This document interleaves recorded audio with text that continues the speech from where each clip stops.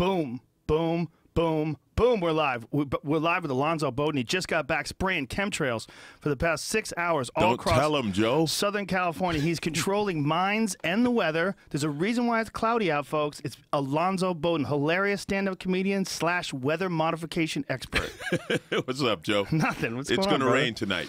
I'm What? just saying. I can't believe it. That, you might want to put the top up on the convertible. Why are you working for the man? Hey, it pays well. But you make great money. You're a comic. You do well. You're very successful. I know, Joe. But, ever since Obama took over, I mean, he gave me a call. He said, look, Alonzo, we need a brother on the weather. I said, I got you. I got you. So okay. this is part of that whole thing. So it's a part of like Black Lives Matter. Yeah, I just wanted to let you in. Oh, okay. I understand. That makes sense. Look, you got to do what you got to do in this crazy world. And if a little weather modification is on the menu. Yeah, well, then I'm getting some of the ski resort money from Mammoth. That's like a side hustle. They say this winter is going to be fucking crazy. The weather modification experts. I'm just here to let you know. El Nino. Do you believe in El Nino? Is that real? Yeah, I think that is. But weather, what's so funny about the weather? Like they really don't know. At best, it's an educated guess. Right. So when they say something like there's a change in an ocean current, like that's what El Nino is, right? Like there's warm water flowing through the ocean where it's normally cold, and that's going to bring more water and vapor. And I get that on the large scale, but they can never say, okay, it's going to rain Tuesday between noon and 4 o'clock. Like there are times when they're so wrong, it's comical. Like in any other job, you'd be fired for being that far off. And they're like, oh, it missed. But compared to like how they used to be, it's fucking amazing. Well, they used to just look up at the sky, and when there were clouds around, they go, oh, we better get inside. Yeah, that was it. Yeah, they knew a tornado was coming because you could see the tornado coming. Like that was, but then you have the other things like in Phoenix, they have weather people, right? Like what is your job from April through November in Phoenix? Yeah, it's going to be hot. That's it. Sunny, hot. Be back tomorrow. And like there's nothing else in July they have. Oh yeah, it's going to be monsoon. It's going to rain between 3 and 4. Then it's going to be hot again. Yeah, there's no weather. And L.A., the same thing. I mean, over the summer, there's occasionally you get like a little bit of rain in L.A. Yeah. But what did it rain, like maybe 4 times this year? Yeah. I did a thing with, what's his name, the comic / weatherman, Fritz Rogan. Fred Rogan? No. Or Fritz? Fritz Coleman. Fritz Coleman. Yeah. I get him confused with that other guy, Fred too. Rogan, yeah. That's the sports guy. They're partners, right? Right. Yeah, I did a thing with Fritz Coleman, and one of his funniest jokes, he said, you think it's easy doing weather in L.A.? He said, think of 300 different ways to say partly cloudy in the morning, sunny in the afternoon. Well, it gives you a lot of time to write jokes. Yeah, absolutely. Probably a good gig for a comic. Yeah. Plus you get on TV if they let you plug your gigs. Yeah, hey, I'll be at the Ice House on Tuesday. Come on down. Yeah. I think he does well because people see the name and like when they walk into the club, they're like, that's the weatherman. You know what I mean? Like it's an instant recognition kind of gig. Yeah, but he's got to like keep it super clean, right? Oh yeah, he's nice. If you fuck up, if you're a weather guy or a news guy, and if you just stray slightly outside the lines, people are looking to take you down. But they still do it. Do they? That's what's funny. Yeah, you always hear about the little small town weather guy that was in some weird thing, like got caught with a prostitute at a massage parlor. You know what I mean? That's just life, always, though. Yeah, I know, but when you know you're that guy, right? Then you know you like gave that up. You know what I mean? Like you're not allowed to do that anymore. You can't get crazy. You're like, well, I'm going to be on TV every day, so I can't. I got to give up the hookers and blow. Yeah, you're not in a trade band. Off. Right. If or you're even in a band, comic. A comic, yeah. We can get busted. Yeah. And just now you have a new bit. Like look at Cat Williams. Exactly. I can't think of that. I don't know what a comic could do. I guess violence would be the only thing unforgivable for a comic. But when it comes to like sex scandals or cheating on your wife or drunk at the airport or whatever. Like for comics, they're like, yeah, well, it just makes you better. He's on he just have more material. Like look at Cat Williams. Look at Cat Williams' last special. Half the special was all the shit that he got arrested for over the last 2 years. Yeah, and that's a trip. Like I worked on this cruise line, and they said, yeah, Cat came, but he had a gun. And you're just like, well, you brought a gun to a cruise ship. Like, what did you expect to happen on a cruise ship? You know what I mean? Like maybe somebody could throw him off. That's what would freak me out about a cruise ship. Yeah. Somebody throwing you off. Because that has happened. Like, some guy threw his wife off. And he's like, oh, I don't know what happened. She was out. She went out to get a drink. And then, and they were like, what? It was like the reaction the guy had to his wife falling overboard, the crocodile tears. And they were like, okay, dude, have a seat. We're going to ask you some questions. How you and Debbie, how you guys getting along? You guys fight a lot? I do these charter cruises, jazz cruises and stuff. And, after the cruise, the guy who runs it will tell some of the funny stories of what happened while we were at sea. And on one cruise, newlyweds get into a fight the first night. She threw all of his clothes overboard.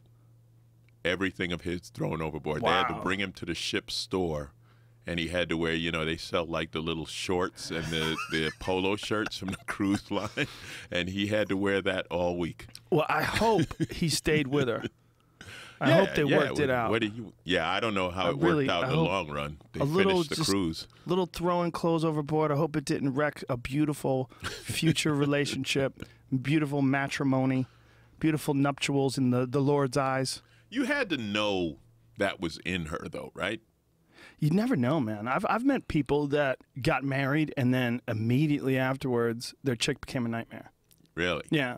I've heard that more than once. I've heard, I don't know, I've heard some things, but like to that extent. I would think there'd be flashes of psycho prior to that level. I don't know. My buddy said when his girl got pregnant, like she was a little irritable because, she was pregnant. But he said, but then after the baby came, like once she realized that he was never going to leave because he loves the baby and he loves having a family, she just started ordering him around, yelling at him, barking orders at him, telling him what he can and can't do now. And he was like, what the fuck happened to you? Like, we're the same people. We just have a baby now. But in your mind, no. The relationship's changed. We're going to have to reorganize and restructure this deal. We're going to have to sit down, and this is how it's going to go now. I'm going to shit in your mouth. It's time to renegotiate, and you have no negotiating power in this negotiation. Yeah, she kept threatening to take the kid away. That was her big thing. Take the kid away. I'm going to move in with my parents. Like, all kinds of crazy shit, man. Yeah. And just immediately. And he went from being like the happiest guy. I'm psyched. She's perfect. We get along so well. We're going to have a baby together. This is going to be amazing. To fuck, dude. I don't know what to do. Fuck. Like he was just constantly stressed out. His eyes were darting around the room. And yeah. That sounds like the old days when you had to stay married. Right? When was that? That was our parents' generation. They stayed married. They hated each other. I'm not saying specifically, but you know what I mean? Like that divorce, they just didn't do it. They just stayed married. They were like, yeah, we've been married for 50 years. Don't particularly like each other, but we got to stay married because we made a vow, I mean, that's how it was. It was a generational pressure, right? And now they say the opposite is true. Like you have one bad day, it's enough of this shit. Well, it's a religious thing too, right? Like a lot of people don't want to get, like Catholics especially, did not want to get divorced. That was a big thing. Yeah, it was like an unforgivable sin. Yeah. When I was young, it was a big deal, man. When someone talk about getting divorced, I remember when I was a little kid, like a lot of it was like they would start bringing up the church. Yeah. About the church doesn't want you getting divorced. In the eyes of the Lord, you're married, you should work this out. And part of the problem is who you are when you meet. Say if you meet, you're 25, you fall in love, you get married when you're 30. Who you are at 30 is not who you are at 40. You are a different fucking human being. But you have a much better chance then than really young. Like I have a niece, she's 26, and she's engaged. And I'm still waiting to see how this plays out because he's 23. And I'm just like, too young. Like, because just think who you are at 23 to who you are at 30. Yeah. completely different. Totally. You know, so it's like if you grow up together, that's cool, and you know you go through those bumps together. But it's too easy to be like a whole different person. And I mean, when I moved out here, when I came to LA, I worked in aircraft. So I went to aviation high school in New York. Lockheed Aircraft discovered this high school that trains airplane mechanics. So they literally hired hundreds of us, like, move to LA, you got a job. I knew more guys, 18 and 19, who married their girlfriend because they didn't want to, like, they were leaving home. You know what I mean? Like, I'm starting life. We're going to get married. Consequently, I knew more guys who were divorced at 21. I would have married my girlfriend in high school. When I was 18, I would have definitely married her. Really? 100%. How long you think it would last? A week, couple months at the most. She was a very nice girl, but she moved across town. Not across town, across the state, like an hour and a half away, and I was just so sad. Yeah. You know, I couldn't believe it. God damn, she's all the way over there. If she wanted to get married and we'd be together, I would have done it. I will say, without exaggeration, of 100 guys I knew married before they were 20, I only know 2 still married. I only know 2 that. You know 100 guys that got married by the time they were 20? They were, yeah. Guys were coming out, and it was like their first, like, I got a job, I got an apartment, let me send for my girlfriend from New York, let's get married. Jesus. And they were just doing it. There were 2 things that we did on a regular basis: go to weddings and bail guys out of jail. Because everybody was getting DUIs, you know? So it was like, we were like, all right, let's just keep a DUI fund for whoever gets picked up this week. You guys had a fund? We practically did. We had a network where we call, like, yeah, so-and-so's in jail. All right, I got $50. All right, I got $100, whatever, and we get them out. Yeah. How much does it cost to get you out of jail for a DUI? Back then, let's see, that was early 80s, probably about $400 or $500. That's it wasn't, yeah, back then it wasn't yet the big crime it is now. Like back in around, this is 80, 81, 82, getting a DUI was like a really bad ticket. But they didn't, you know, you went to jail for one night, but it wasn't like it is now where you know, now it's, as a matter of fact, I taught comedy traffic school in the late 90s, and they said a DUI then cost you $10,000 by the time you paid for the fine and drunk driving school and a lawyer and all of that. It's got to be a lot more than that now. Yeah, it's probably 10 to 15,000. But it's a big crime now, right? Big crime, yeah. Yeah. When I was in high school, a kid I went to school with, nice kid, got in a drunk driving accident, killed his friend. Never forget that. I think that's the worst part if you have that, because you got to live with that. Yeah. You know what I mean? And I can't imagine. It's bad enough if you have an accident, but if you're drunk and you have an accident, or you kill your friend in the car or some shit like that, having to live with that's got to be the worst. Yeah, and he was like, I don't think we were any older than 17 or 18 at the time. I think he was just learning how to drive, really. And I heard about it, heard the whole story, and I knew that he had tried to commit suicide at the hospital. He tried to jump out of the window. The cops told him, they came up to him while he was in the hospital bed and said, you know, you're a murderer now. And he's like, what? He's like, your friend's dead. You're a murderer now. Damn. And he's like, what? What? And he just freaked out. He just ran towards the window, and they grabbed him. Yeah. And I was walking down the street in my neighborhood, and he was walking, you know, towards me. And I saw him, and he saw me, and we looked at each other. And I said, "How you doing, man?" He said, "Hi." And I'll never forget the sadness that just was oozing out of his body. Yeah, they had this. Poor bastard. They had this commercial, and it was like the last text of people who died texting. Did you ever see that one? No, but there was a guy. I think he was a publicist to Paris Hilton or something like that. Like one of those. Like I think it was Paris Hilton's publicist. Drove off the fucking mountain in Malibu. You know, there was crazy winding roads. Mm-hmm. And he was he made a text about his dog, like, LOL, she's so cute. And like the dog was in the car with him. And then fucking off, I forget the specifics of the case, but they found the dude at the bottom of the canyon. Yeah. And then they deduced, like, oh, this dumb fuck was texting. One single passenger. I mean, a dog by himself, not an accident, didn't collide with anything, just went off the side. Just drove off the, well. I don't know. They'll never have me. You'll never have me on the podcast again. People are like, this is the saddest shit I've ever heard. We've heard a lot sadder. We're 10 minutes in and everyone's dying. Well, you don't think when you're driving and you're drunk, especially, you don't think it's going to happen to you. That's the real problem.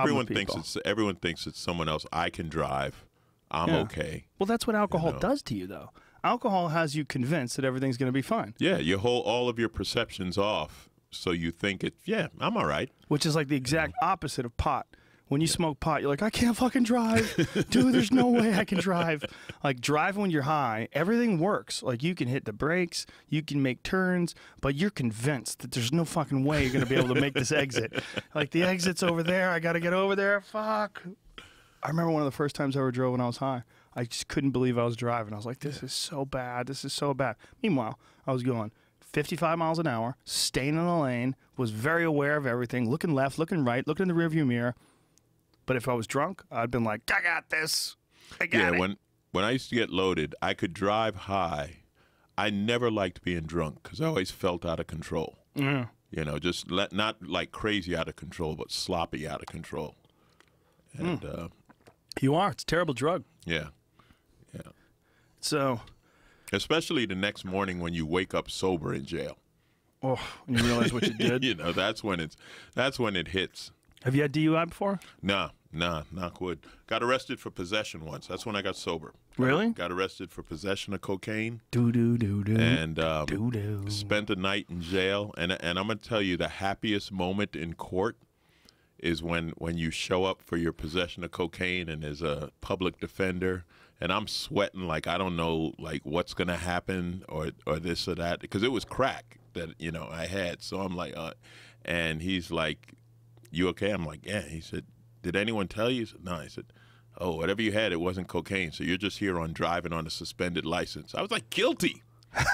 Guilty? What? Suspended license? I don't even need. It wasn't real? You got someone sold you some bullshit crack? Yep. Thank God. Oh, you're so lucky. Wow. What was it? Who knows? I don't know what it was. Whatever it was, when they tested it, it was not cocaine. I'll tell you what it was. It was the greatest day of my life. Well, Joey Diaz would tell stories about giving girls chopped up aspirins and them acting like it's the greatest coke they've ever done in their life. Yeah. People, well, so much of it is like psychological. But with crack, I mean, when it hits you, you know it. But this one, listen, Joe, I got busted. It was the dumbest thing. Like I was on this street, you know, crack road, whatever, you go to cop, right?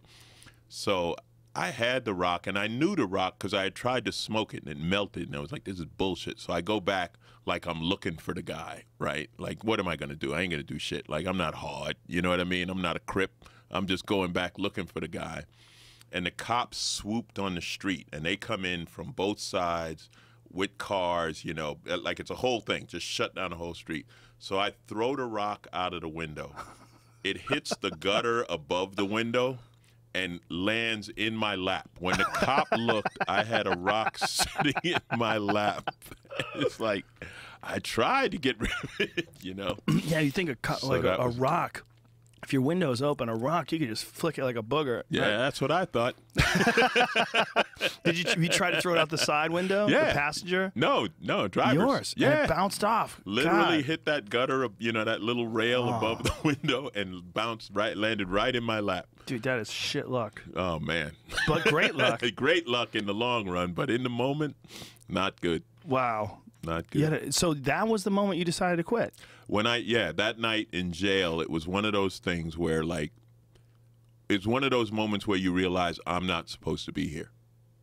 You know what I mean? Like with everything that had transpired in my life, like I was still in aerospace then, but, you know, licensed airplane mechanic, good job, blah, blah, blah, everything else. It just hit me in that moment, like, this is not how it's supposed to end. Because I knew guys who had gone down that road, you know what I mean? Like, I knew guys who were doing time and shit like that. And for a lot of guys, jail is just part of life, you know what I mean? Mm-hmm. Like, I go away for a couple of years, come back. Like, I'm not that guy, you know what I mean? And I didn't want to become that guy. I had no aspiration. When I was a kid, one of the neighbor's sons, he was in Attica. And I will never forget this. We were going somewhere upstate New York, and we went to visit him. And when you go in and that gate closes behind you, like I don't know if you've ever been in a maximum security prison, but when that gate, chung, never forgot that sound for the rest of my life. Like, oh, fuck no. This ain't, whatever I do, this ain't where I'm going to end up. What did he go to Attica for? Armed robbery. God. Yeah, he was an armed robber and he was a habitual criminal. He'd spent the rest of his life, like he was never out of jail for more than a year, you know, because once you get in that system, then you're always getting picked up for something. So, and the people that you know, the people that you surround yourself with, it becomes a pattern. Yeah, you're constantly around people that are doing things like that. It becomes normal. That's it. Yeah, that's what it is. It becomes normal, and once it becomes normal, it's tough to crack. So, how old were you when you first tried crack? Let's see. Speaking of tough to crack, 22. Maybe 23, something like that. And what was the scenario? Well, actually, the first time I tried, okay, it started out, you know, like just partying as a kid, smoking weed, drinking beer, whatever, and then getting to a little cocaine here and there, you know, snorting it. And then I had a friend, and this had to be 84 maybe, 83, whatever, when people were still, you know, just starting to get into freebasing and crack and stuff like that. And he hit it, and he gave me the pipe, and I hit it, and I was like, holy shit. And I was like, it scared me. I was like, this is too good. Like, I said, man, you better get off this shit. This is going to, like, you're going to lose everything. Wow. Because the high was so good, you know. And like, what does it feel like? Describe it. It's a rush. It's an overpowering rush of energy, and I don't know, like a lightning bolt hitting you with no pain, but just like you're buzzing, like your whole body is just, you know. I guess cocaine works on whatever the receptors of good feelings in your, I forget what it's called scientifically. It's dopamine, but they're also like there are nerve endings that make you feel good, and cocaine works on these, and crack is such an intense hit. It's like doing it all at once, and as opposed to when you're snorting it, you're getting high a little here, a little there. Now it's concentrated, and it's a rush, but it's beyond anything else. It is instantly addicting. Wow. Because it's a rush that you've never felt before or any of it. Now, I've never shot up, so I can't compare it to shooting drugs, but I had never felt anything like that, and it literally scared me. And then like a year and a half later is when I got into doing it myself, you know, with some other guys. And it was like me and this other guy, we kind of said we're going to watch each other. You know what I mean? So it's like if we're like he'll tell me when to stop or I'll tell him when to stop. And it actually worked for as long as we were both in the same room. You know, but then so you decided to be like sitters for each other. Yeah, because you knew, because we'd seen people get sprung and lose everything. The first guy who turned me onto it, I watched him lose. He had this incredibly beautiful girlfriend. She dumped him. Then he lost his car. Then he lost his apartment. Like, it literally, crack will take, you know, I mean, Richard Pryor's jokes, like, that shit is true. The pipe will tell you they ain't shit. This is you and me. It's you and me. You don't need this, bitch. You don't need that fucking car. You don't need, you know, I sold a crack car. I sold a car I had for $500, you know, to smoke that up. How often were you smoking it? At the end, I was daily, as often as I could get the money. Wow, you know? Daily. Yeah, as often as I could get. I still had a job almost to the end, you know what I mean? And I got laid off from my job. So when I got my paycheck, that's when it would start. And it was always the same bullshit. Like, all right, I'm only going to do like 1 8-ball. I mean, that's like, spend $150. That's going to be it, you know? So you get that, and then you smoke that up. You're like, all right, I'm only going to do 20 more. Like, I'm only going to do 20 more. I'm only going to do 20 more. And then you do that, and then next thing you know, it's the next day, and it's all gone. And the money's gone. And like I say, I'm not a criminal. Like, I didn't come from that. That's where my head was. My next stop was, okay, how do I steal something or rip somebody off or whatever? Wow. You know? And yeah, it's totally. And the bad thing is, once you get to that point, you're not getting high anymore because your brain's so fried that the drug's not working. Like whatever the nerves and the brain cells and stuff are fried. So you're smoking it, but you're not getting that rush anymore. You're chasing it, you want it, but you can't find it. So the initial rush that you get the first time you do it is just overwhelming, and then everything else after that diminishes more and more? It's like Sade's song, it's never as good as the first time. That's the whole thing with drug addiction. With any drug, it's so good that first time that you're chasing it and you can't get that feeling again. I think that's the difference between addicts and regular people. Like regular people, like you get high and you're like, okay, I'm good. I'm a high. I'm having a good time, but this or that. But when you're an addict, it's like you want that ultimate feeling that you got that one time, and you'll sacrifice everything to get it. Yeah, I've never fucked with coke. I don't know. I don't know what that feeling is. Coke in general is an up drug. It ups your energy and heightened sense of awareness. That's why, like, you get coke paranoia. Like, I had coke bugs one time. Coke bugs? Coke bugs. Like crawling on you? That's what it feels like something's crawling in your skin and you're scratching. But people have cut themselves open. Oh, God. You know what I mean? But I'll never forget that. That was the weirdest thing, because it literally felt like there were bugs crawling out of my skin, and I'm just like, and but it does that, like, because it affects your nervous system, and this is the extreme. This isn't the snort coke with a chick in the bathroom of a club. This is beyond that. So, this is beyond the fun part. Did the snorting grab you as much as the smoking it, or was the smoking it where it really? The snorting was good, but snorting is also hard on you. Like, your nose gets fucked up, and in the 80s there were a lot of deviated septums. There were a lot of plastic surgeons putting noses back together in the 80s. But so it eats through your nose? Is that true? It literally eats through your nose. I always wanted to know if that was true. Yeah, that center membrane goes away, and your nose just becomes one big nostril. And probably better for cardio. Yeah, well, there you go. Oh, I used to work out, man. I used to get coked up and work out at a 24-hour gym. If I wasn't in shape, my heart would have exploded with some of the shit I used to do. But you do it for the rush, because you're coked up, and then you start lifting, and you know how it is. You get that pump, right? And now you're like, and you just feel like you can fucking explode, and I'm sure my heart was doing 150 beats a minute at least. And you were coked up lifting weights. Oh yeah. That was one of the reasons I think that I was able to hide it, because I didn't look like a crackhead, because I didn't lose weight, because I got coked up and worked out. But did you eat too? I ate when I wasn't on it. I didn't eat when I was on it, but I ate when I wasn't on it. So but you were doing it every day. Yeah. But every day, as long as I had the money would run out. So if I got paid Thursday, every day lasted till Saturday, maybe Sunday, and then you just get a little chip here and there, a little piece, but nothing to keep you high all day. So I mean, I did a lot to hide it. I led this dual life. Like, I worked during the day, and I was the airplane mechanic, and then when I got off work, I just locked myself up in my apartment and did coke. Wow. Drank. I lived like that. For my life was fully like that for a little over a year, but the worst part, the last 2 years, was when it was bad. It was bad.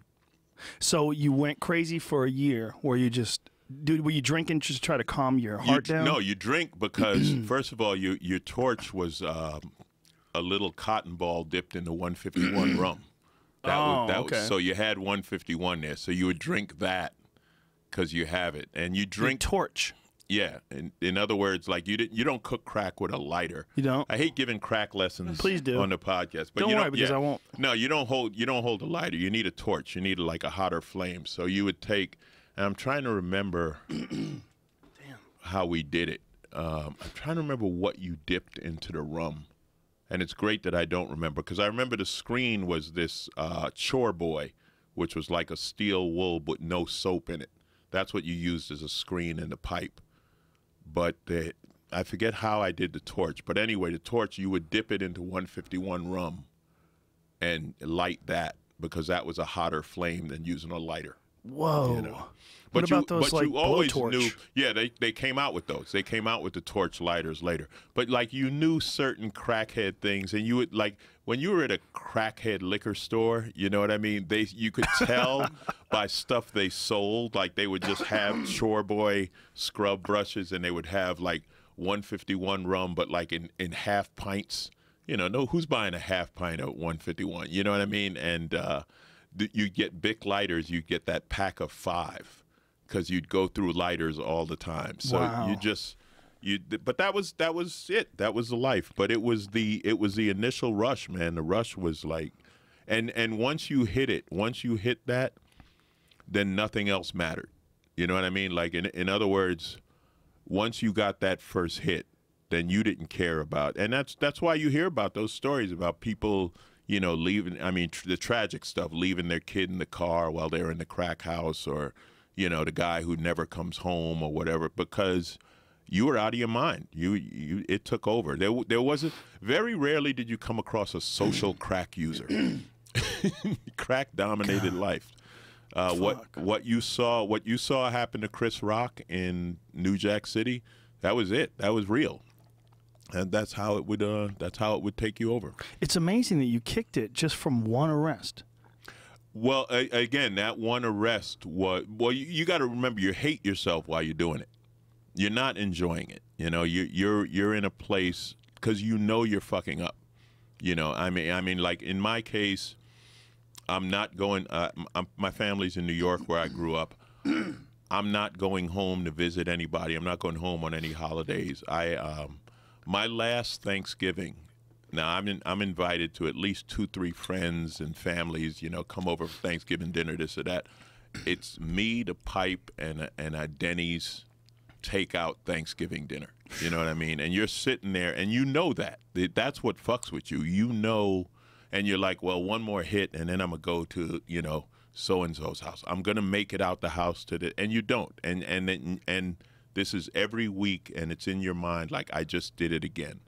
I didn't show up for this. I didn't show up for that. I'm missing work. I'm whatever. I'm not. Bills aren't paid. You know, I went through bankruptcy, the whole bit, and so you know you're destroying your life. And so the arrest was just like the when it all came to a head. You know what I mean? Because now I'm just in jail by myself, sitting in Van Nuys jail with nothing but my thoughts of this is what I did. You know? Yeah, they say that you need a rock bottom, right? Yeah, it's different for everybody. But you hit that bottom, and the only thing I remembered after that when I went to rehab was I never want to feel like that again. You know, like whatever happens in my life, I don't want to feel like that again. Wow. So bad timing on the rehab. That's a good rock bottom, though. It's a good rock bottom story, too. It's a real rock bottom, but when it comes to rehab, if I had walked out of the house on Last Comic Standing into celebrity rehab, how fucking famous would I be now, Joe? Pretty famous. Yeah, I blew it. You timed it for him. Timing When off. did you start doing stand-up? Well, that's the funny thing, and it's literally one of those cases where the worst thing in your life leads to the best thing in your life. So I go to rehab, and when you're I was in outpatient, so you're in these meetings, and there's psychologists and whatever, and so was this wasn't court appointed? This was like your own decision? No, this was my thing, yeah. Because I had gone, when I had my job, I had tried rehab once, and I didn't make it because I didn't give a shit, you know. So I went back to the same place, and they let me back in. So 4 hours a day, you're doing the psychology thing and the meetings and the whatever else. And this woman came in, and she was from, people who are in recovery go to rehabs, and they tell people, like, this is how it works, this is what it's like, blah, blah, blah. So she was all I remember is she was hot as hell, you know, and she was from New York, right? So after she talks, I make my move, you know, because I'm sober like 3 fucking days, right? So, but she said, listen, I'm married, but there are a lot of women like me that go to a place called Studio 12. And Studio 12 was a rehab for the crew. So the stars went to Betty Ford, but the crew, the electricians, the lighting guys, the makeup artists, the clothes, they all went to this place called Studio 12, and that's where she was from. So she took me over there, and I met these guys, and I started going to meetings there, and that's where I got sober. Those were the guys who helped me, who showed me, who sponsored me with everything else. But they were in the entertainment business, and I always had a sense of humor. I could make people laugh, but I had never thought about it, because if you're not, like, I grew up in blue-collar home, and then you grow up, you go to school, you get a job. Like, entertainment, showbiz is nowhere on the radar. That's something that other people do and you watch on TV. But now I know guys who are in it. I know people who are doing it. And I was teaching aerospace and making people laugh and shit like that, and I said, I want to be a comic. Wow. And my AA sponsor was like, man, go for it. Try it. And I literally did one of those writing classes, and I did the 5-minute graduation, hooked. And from then on, that's how my comedy career started. So was it writing like a Sandy Shore type class? Like it was a guy named Len Ostrovich. He used to write for Rich Jenny. Whoa. And he was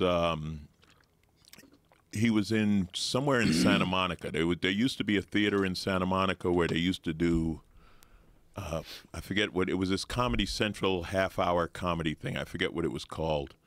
But anyway, he used to work there, and that's where he did the class. So I did his 6-week writing class and the 5-minute graduation show, and just absolutely knew it. Like, I was like, this is what I'm going to do. Like, I'm never going to fix an airplane again. I'm doing this. And then, that's how it started. Then it was just open mics and grinding and everything else. And I know a lot of dudes who got into it because they would go to AA and then they'd have those meetings. Yeah. And they'd go up in the meetings and they would tell funny stories about shit they did when they were fucked up. Yeah, I mean, I got laughs in meetings, but it was almost unintentional. It was just like I'm telling a story, but it's coming out funny. Like, I'm not trying to be funny. Right, right. It just comes out that, because you know how it is. If you have a sense of humor, when you tell a story, it's going to be funny. But I didn't know what I was doing. You know what I mean? It was just, I had this sense of humor. And what recovery did, it changed my sense of humor from like this anger, belittling, ripping on people thing to jokes like I'm in on a joke. Like, now it's just funny. Like, instead of being an attack. So before, when you were doing coke, it was like aggressive, like angry at everybody. Fuck this guy. Fuck you. Yeah, because you're paranoid and you're fucked up. And when you do talk to people or whatever, you just kind of separate from them, Right. And but anyway, yeah. So that literally, had I not gotten sober, I wouldn't have become a comic. I don't think.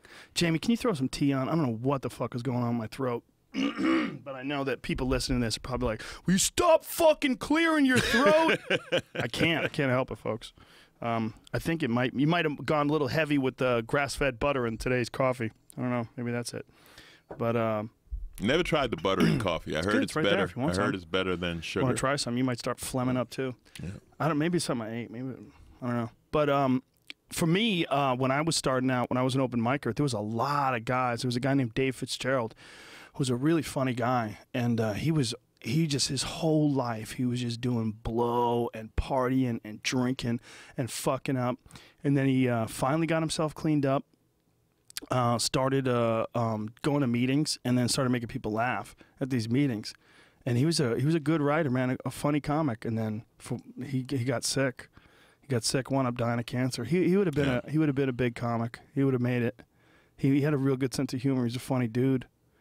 But just the toll on his body, all those years and years of just fucking hitting it hard. I have friends who that's happened to, mainly guys who shot drugs, who like gave them up, and then 20 years later, Hep C or something like that, like some latent result from shooting drugs in their 20s destroys their body in their 50s. Yeah, that Hep C one's a real common one for guys who do heroin. Yeah, that was what the Tommy Lee Pam Anderson accusation, right? It was because they got tattoos together with the same needle to show their love. Yeah, who's the tattoo artist that does that? I don't know. Someone that loves Hep C.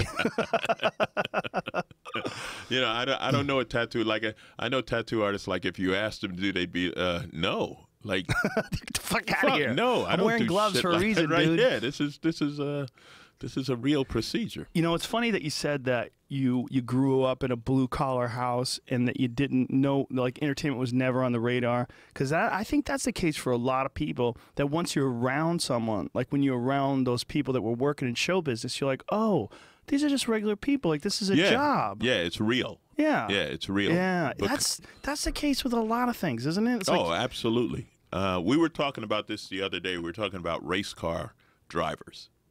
Right, because a lot of drivers, their kids, their father was a race car driver, so to them, that's normal. You know what I mean? Like, but to most people, the idea of driving a car at 150, 200 miles an hour, they're like, are you out of your mind? Right. But like if your dad did it, then you start driving go-karts when you're like 3 years old. Yeah. You know what I mean? And then you grow up and you do it, and you never think about, like, this is unusual. Did you see that movie with Thor? What the fuck? Yeah, Rush. Rush. Yeah, I love Thor that. forever. Yeah. By the way, I don't even know his name. Handsome bastard. Yeah, I love that stuff. Formula One racing. That's the real racing, right? That shit is neck. I mean, it's a whole different world, but it's like so cool to be one of those guys. Like the world champion now, this guy Lewis Hamilton, out of England. Like this guy makes $30 million a year.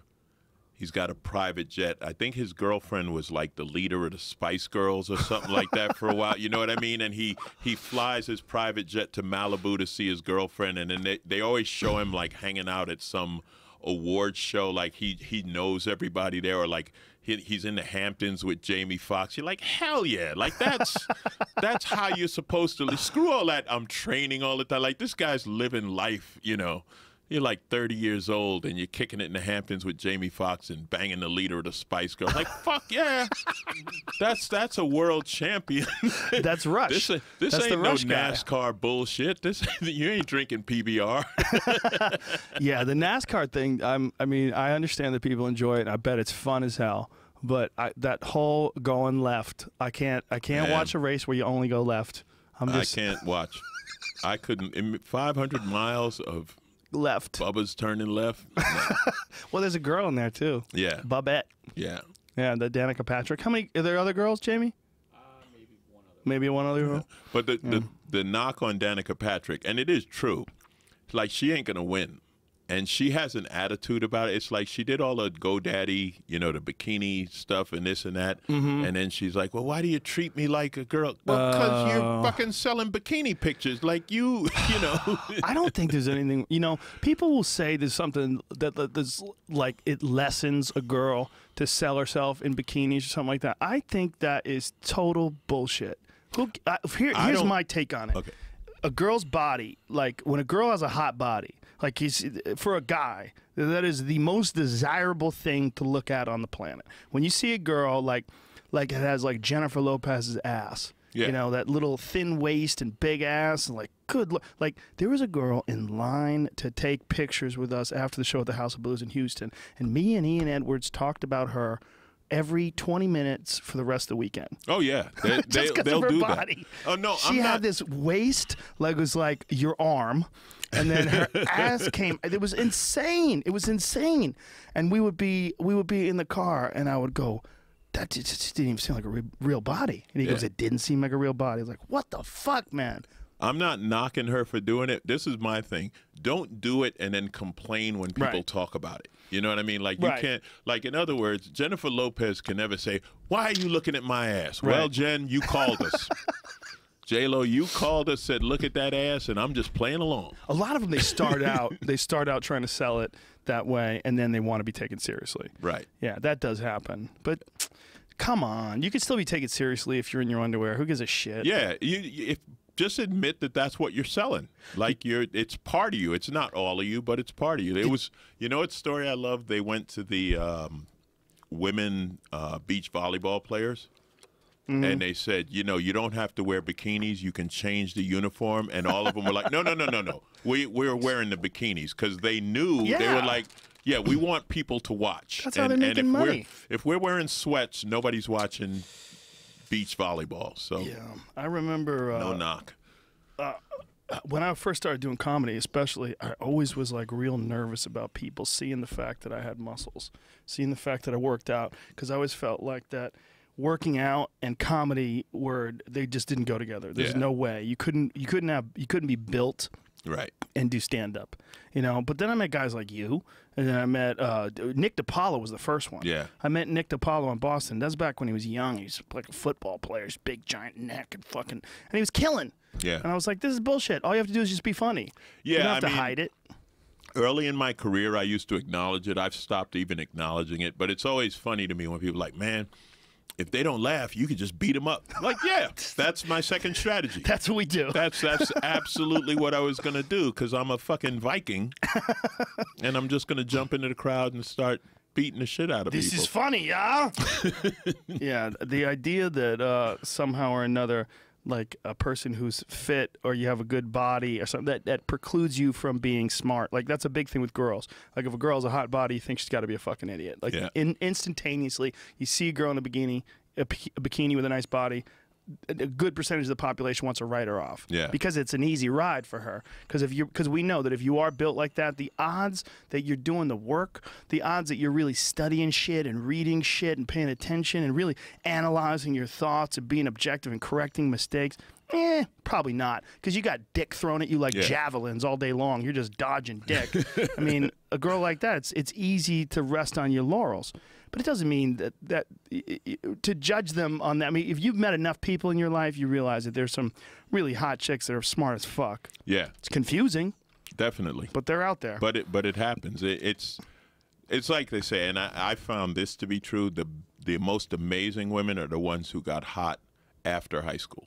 Yeah, they blossomed. Because they had a personality and they were smart or this or that, and then they hit their 20s. And they kind of figured out how all the parts come together and became like holy shit hot, but they still have that, they developed that personality or whatever. Whereas if you're born hot and you just look great all your life, and I've met women like this that they have no clue, like they really think life is that easy for everyone. Right. Like it's like, you understand, like not everyone, like some people have to wait in line for shit.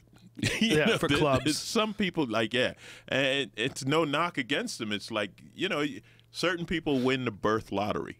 You just, like Michael Jordan, ability to fly. Yeah, but Michael Jordan's a perfect example. I mean, Michael Jordan didn't even make his high school team. Michael Jordan, he failed like a lot, and then became obsessed with success. Work, and then, but then he also happened to grow to 6'7" with the jumping ability. You know what I mean? It's like that helped. But yeah, it's great when you do all of that, but you still have to have. I think you have to have some talent. It's like comics. I've always thought Dave Chappelle had an unfair advantage because Dave looked funny when he came out. And what about Joey Diaz? I don't mean that as a knock. I mean, like, when you see him on stage before he opened his mouth, you're like, oh, this guy looks funny. This is going to be fun, Joey's like that. When Joey starts talking, you're like, this guy's hilarious. Yeah. Like, because you think Joey's one of those guys, you'd like Rocky LaPorte's another one, where you think they're playing a character, and then you find out, no, this is really him. Yeah. He's really that guy.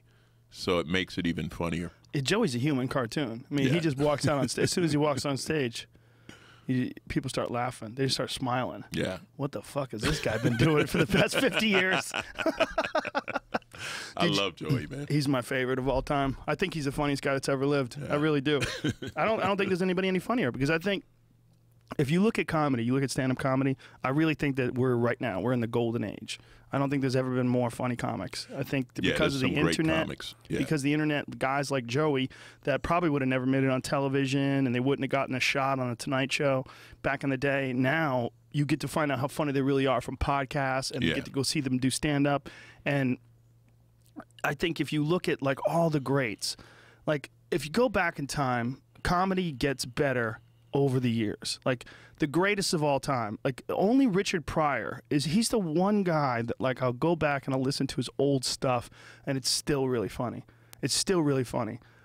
But like you go back and listen to Lenny Bruce, oof, it's hard to listen to, man. Yeah. It's not really funny anymore. I think Carlin was always funny once he got past that hippie weatherman thing. Yeah. Once he put that down, Yeah. Carlin became just these. I mean, the observations he made were hilarious, and Cosby, and you know, obviously everything with Cosby is now tainted. Yeah. But Cosby, the comic, yeah, he was a beast. Like, you listen to Noah's Ark and some of that old shit, and it's like genius. That was great. Like, it would still be, you know, we had this argument once. Somebody threw it out there. It said, if Cosby started today, would he have made it? And I was like, fuck yeah, he'd have made it. For sure. He He would have made it. adjusted. They all would have adjusted to the new level of comedy. The level of comedy's higher. People expect more. It's just, I think it's higher now. Yeah. You know, I just think that as time goes on, things get better. But out of all the guys that I've ever seen, and I saw Kinnison live, I worked with Pryor at the end a bunch of times at the Comedy Store, but he wasn't really Pryor anymore. He was real sick, and he was in a wheelchair at the time. And they would literally carry him. Chewy from the Comedy Store. And, yeah, I remember Chewy. And what the fuck is her name? Martinez. What the fuck is her name? Anyway, they would carry her. They would carry him. They would carry her husband would carry Richard Pryor through the audience and sit him down, and then they would crank the microphone up like real loud because he could barely talk. Yeah. And he was on medication, and he would drink. And he would drink and he would talk, and it wasn't that good, and it was sad. So, but I did get a chance to see him, you know, when I was younger. I saw him, you know, live in the Sunset Strip. I saw the movies. Yeah. And then I saw Pryor. I saw Carlin live a few times. No one has ever made me laugh like Joey Diaz. Yeah. When that guy's on, when he's on, and when his face is red and he's fucking screaming and going crazy, I don't think there's anybody better. I think he's like overall, he's the funniest guy that's ever lived. Yeah. I got to work with Carlin, and I met Cosby. Never got to work with him, but I never got to meet Pryor. He was the only one. Last summer, I worked with Rickles. Really? Rickles he's in his late 80s, and it's the same thing. Like, he's off stage, they have him in a wheelchair. He can walk, but it's like they help him get around, and then they bring him out, and he sits at a piano, and the minute the lights hit, he's fucking Rickles. Wow. Like, one of the highlights of my life, I got it on video, is backstage, Rickles was ripping on me.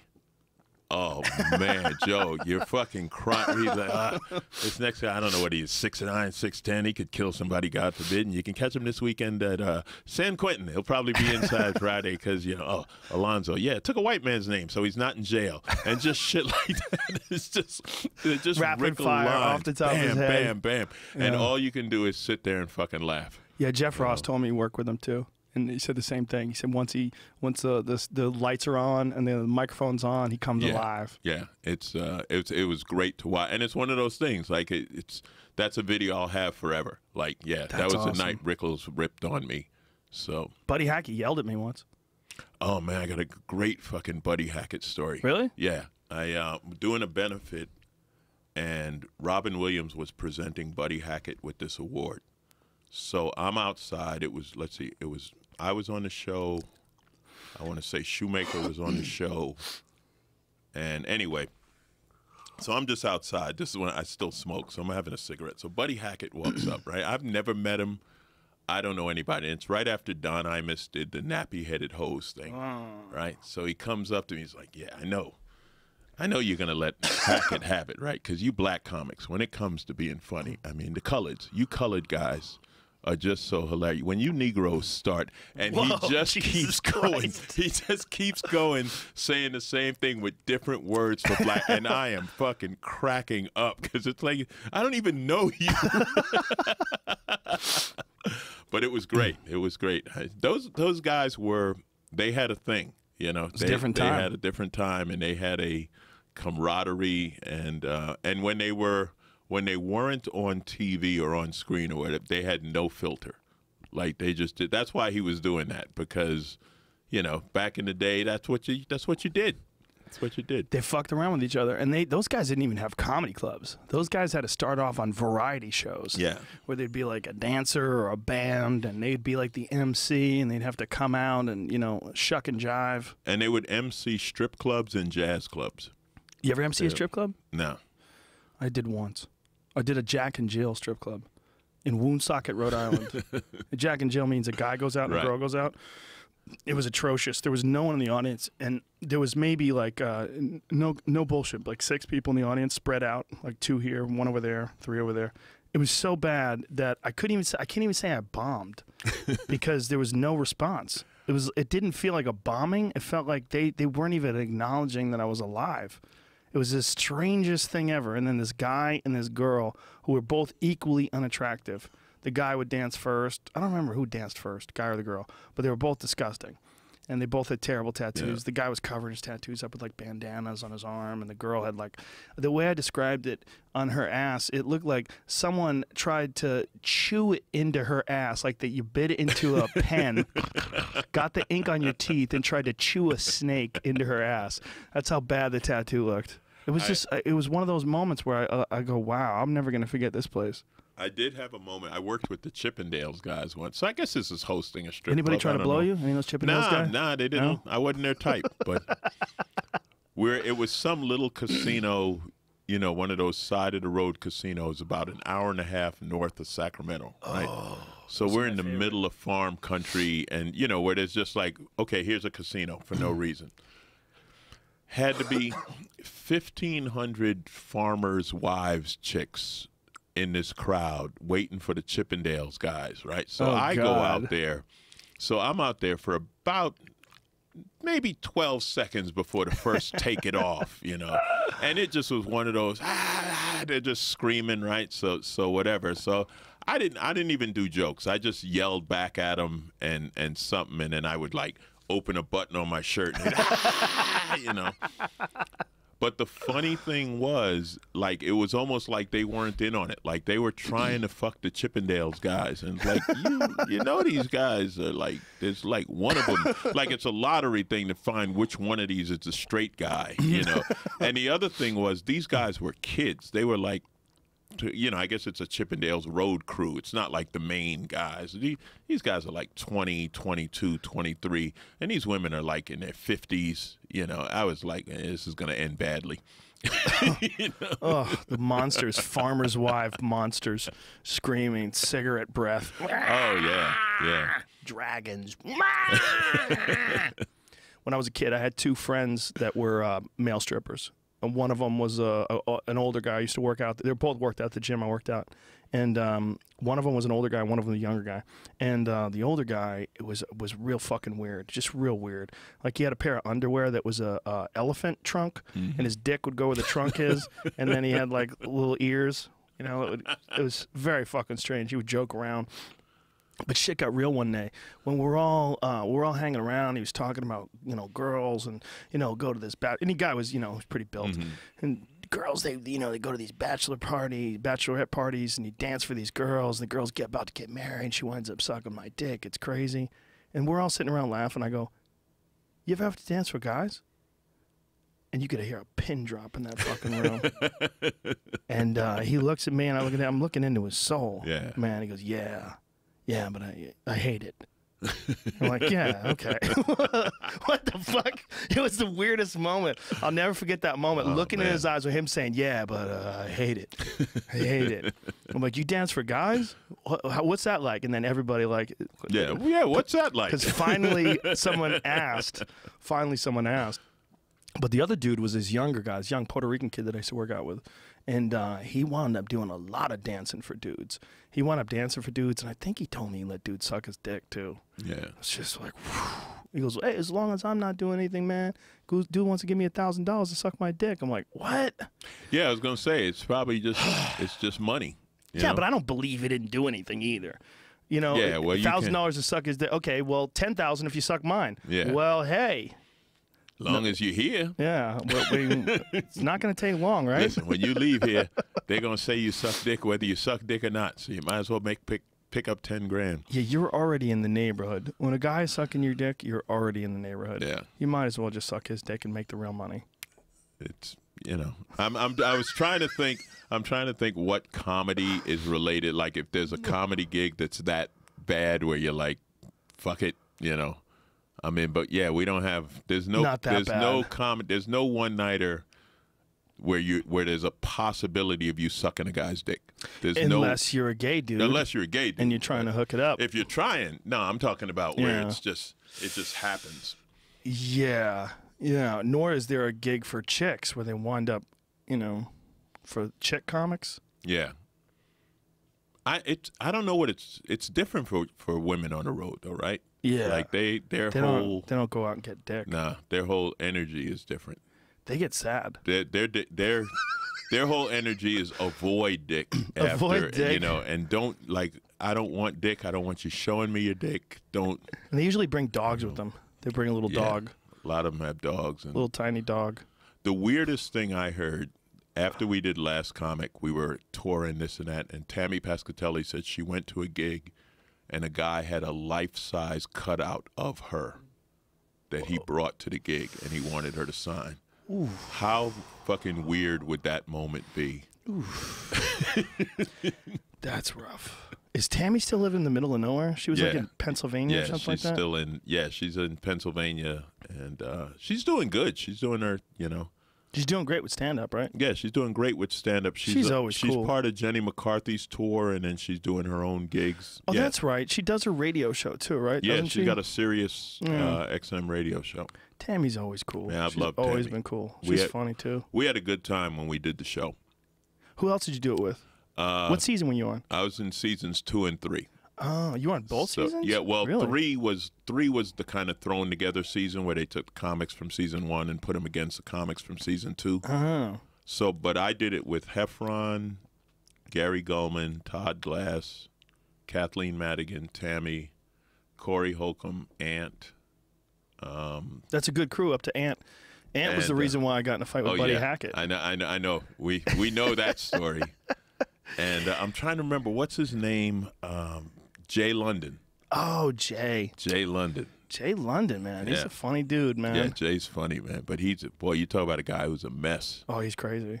Jay London was selling American flags after 9/11. That's what he was doing for a living. Yeah. And I worked with him. The first gig I ever did on television in 1990, I want to say 2 or 3.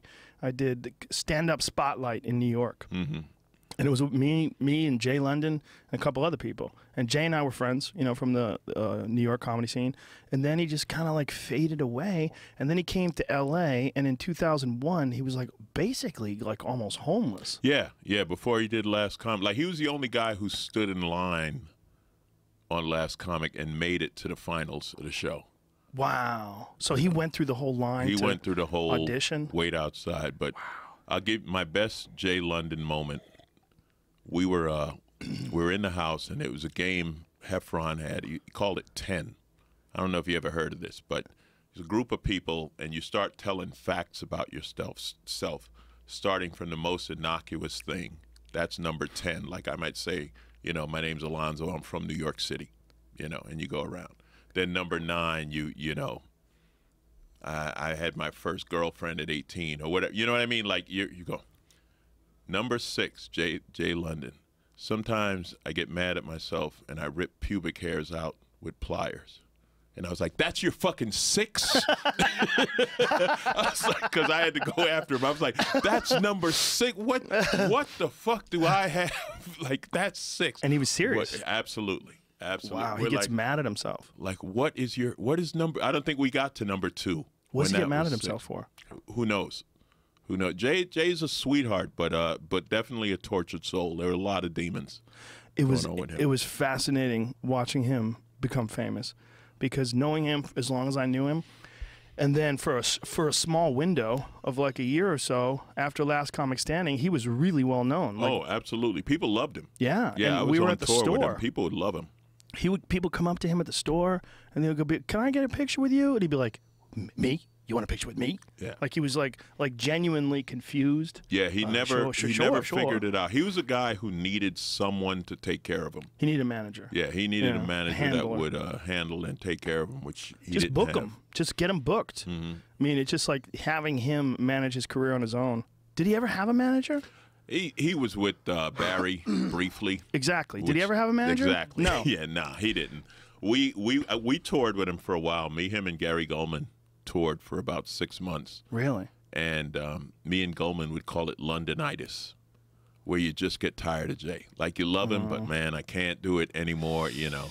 But he needed somebody to help him. It was fucked up because it's one of those cases where if somebody worked with him, he could have sustained it. You know, Yes. he's a guy who could just come in and do 10-minute guest spots forever. Yeah. And people would love him. Well, he opened up for Louis recently in L.A. at the Comedy Store when Louis was warming up for his stand-up special that he filmed there. And he was really funny, man. He's got some great one-liners. Yeah, he's got some killer one-liners. My girlfriend had crabs. I bought her fishnet stockings. Thank you. I'll be over here. And he would like move the microphone when a joke didn't go well. He's the only guy I know who could honestly do the same joke twice in one set because he forgot, and the crowd would laugh because everyone knew, like, he honestly forgot he's already told that joke. Yeah. Well, they were all non sequiturs. It was like one after the other that didn't make sense. The Buddy Hackett story, if you didn't hear it, was Buddy Hackett and Monique and I were hosting. We were the judges first season of Last Comic Standing. And Ant's killing, right? Doing great. And he does like a George Carlin joke. He does a joke from a movie. He does all this shit. So I compliment him. I say, you got great energy. Your delivery's awesome. You know, you really got there's a lot of charisma. But I've seen those jokes. Like, those are jokes. Like, you did a joke from a movie, the movie Boiler Room. Yeah. And, which I guess they stole from Jim David, who's a comic in New York. The joke was, you know, they should take you gays and put them on an island. They did. It's called Manhattan. Okay. You know, like, when you say that and you live in L.A., like, come on, bitch, that ain't your joke. Right. You know? Like, that doesn't even make any sense out here. But when I said that, you know, I said, look, a comic is supposed to be, when you're on stage, it's supposed to be your point of view. Like, that's what everybody wants to go see. They want to see, here's the world through your eyes. Buddy Hackett just started screaming at me. I ain't never heard those jokes before, you fucking asshole. Just screaming at me. Because all those old vaudeville dudes would all steal. All steal, yeah. All of them. They all would steal each other's shit, and they would go from town to town, and, you know, they would do jokes, two Jews walking to a bar, and then they would have, like, a little thing that they would piece together. Because no one did television back then. They never did television. Yeah, so nobody knew. Nobody knew anything. You just had a bunch of gags. It was like your toolbox that you'd bring with you, and you'd go and do it. And that's I mean, we all knew that. Everyone knew that as comics. I mean, you talk to guys that were alive back then. They would always talk about that. Like, the Milton Berle thing was the classic one, right? Milton Berle stole everybody's shit. Yeah. But I just struck a chord, and he was screaming at me, "You fucking asshole!" Just screaming. He had gloves on, and I remember trying to figure out what I was going to do. Like, am I going to yell back at Buddy Hall? He's like fucking, or Buddy Hackett, rather. He's like 80-something years old. I mean, it looks like he's on death's door. And he's a legend. You know, he's a comedy legend. And, you know, he's screaming at me, and I know why he's screaming at me. And am I going to say, listen, you're just pissed off because your entire career you stole. That's what you guys did. You guys all stole. What stand-up was back then is not stand-up now. This is all in my mind. Yeah. And I'm like, I can't say that. Yeah. I just can't say it. It's not my place. I'll be crucified. So I decided to just eat it. I'm not going to say a word. So I just sit there while he's screaming at me, and I'm looking at him, and I don't say a word. And I think to myself, like, God, did I do the right thing? Like, shit. And then fucking Barry came over, who I've never liked. He doesn't like me. I don't like him. And he was the producer of the show. And it was that weird controversy where all the people that got on the show, even though we didn't vote for him, they wound up getting in because Barry was managing them. It was a disaster because he was producing the show and managing people that were on the show. It was fucking gross. That was when Drew Carey and Brett Butler walked off the show in the second season for the same reason. I was there. I'll talk to you about that. We'll do that next. Yeah. So I decide, I go, I'm not going to say anything. I'm going to say, and Barry came over to me. You know, you're such a professional. I'm really amazed that you just did that. The way you did that was beautiful. You just handled it perfectly. Like, thanks, great. No, I got so Barry I'm thinking to myself, I'm thinking to myself, Jesus, I definitely did the wrong thing. If Barry comes over and tells me that. So and then Monique was like, "You made those jokes yours, sugar. Those are your jokes now. You made them yours." I'm like, you made them yours? It's a fucking George Carlin joke. God damn it. He's doing the joke about George Carlin talking about how fighters fight for a purse and they wear a belt. Yeah. That's a goddamn George Carlin bit. And he's doing this, and he's going to do it on television. I'm like, do you know what's happening here? I don't say a word. I just let it all happen. And 2 weeks later, Buddy Hackett's dead. Damn. 2 weeks. So his health was so fragile that him screaming at me at that moment, if I screamed back at him, he could have died on that show. I mean, that's how fragile his health was. I mean, he was dead. I want to say 2 weeks. I might be wrong, but it was no more than 2 months. And he was dead. And so I was thinking, like, if I yelled at him there, fuck you, you old cunt. That would be the worst. Boom! His heart thing explodes. Yeah, Joe Rogan killed Buddy Hackett. Yeah, no, literally killed him. Yeah, literally killed him. And this was all, I want to say this is all pre the Mencia thing, too. Yeah. It was, right? When was the last comic standing? What year?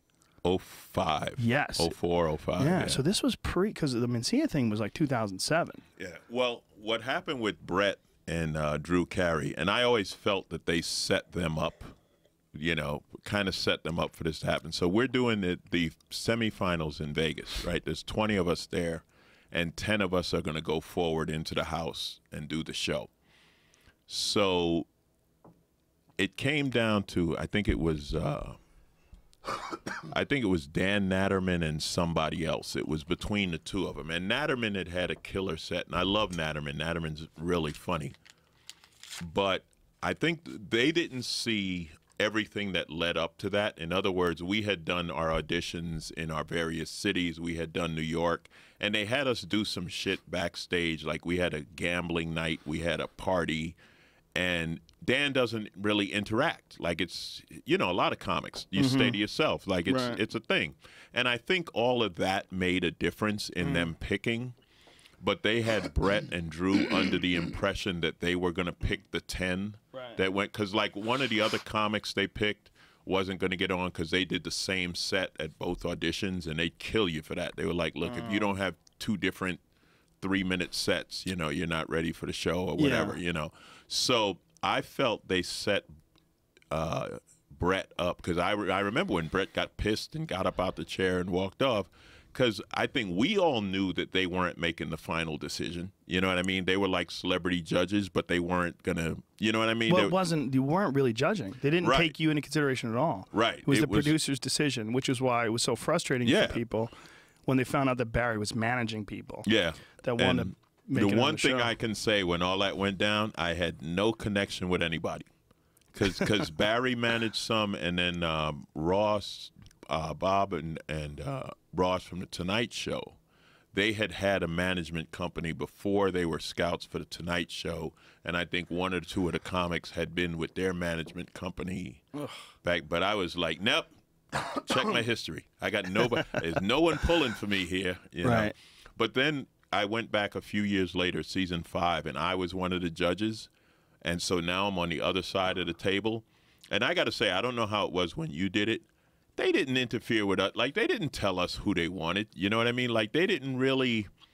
The only thing they would tell us is if somebody did that act before. You know, in other words, like, they tried out with it in 05, and now they're back in 06 with the same act. Because they were like, no. And then there were a couple of times, I'll never forget, there was this one, this chick had been, like, Miss New Jersey or something like that. Like, she was a beauty queen, and she was hot as hell. Not funny at all, but just fucking amazing to look at, right? So they were like, all right, gotta get her in the house. Gotta pass her. Yeah, they were like, you gotta pass her. You gotta bring her back to the night audition. And we're like, no, like, it's not gonna. Yeah. We brought her, we were at Gotham's in New York. Man, it was the most awkward silence. Like, her act, it was like this monologue, and just the crowd was just like, it's where it's not even bombing, where the look on your face right now, I don't know if there's a camera on you, but if you saw the face Joe just made, that was the whole, a lot of that. Painful feeling. She's beautiful, though, isn't she? Look at her hair. Look at her hair. You know, it was one of those. One of those. I have no idea. Amazing. What if she got good, like really good? Yeah, could have, maybe. Yeah, but I don't think so. I think she'd have been plucked into the actress pool if she was funny at all. And even remotely decent. Yeah. Yeah. Yeah, they didn't tell us anything, who they wanted and who they didn't. But it was real obvious when we all, like, we would talk about it, like, before Buddy got mad at me. You know, I like, did you guys pick them? How did this guy get through? Like, there was a conversation where we were trying to figure out how someone got through that we didn't pick.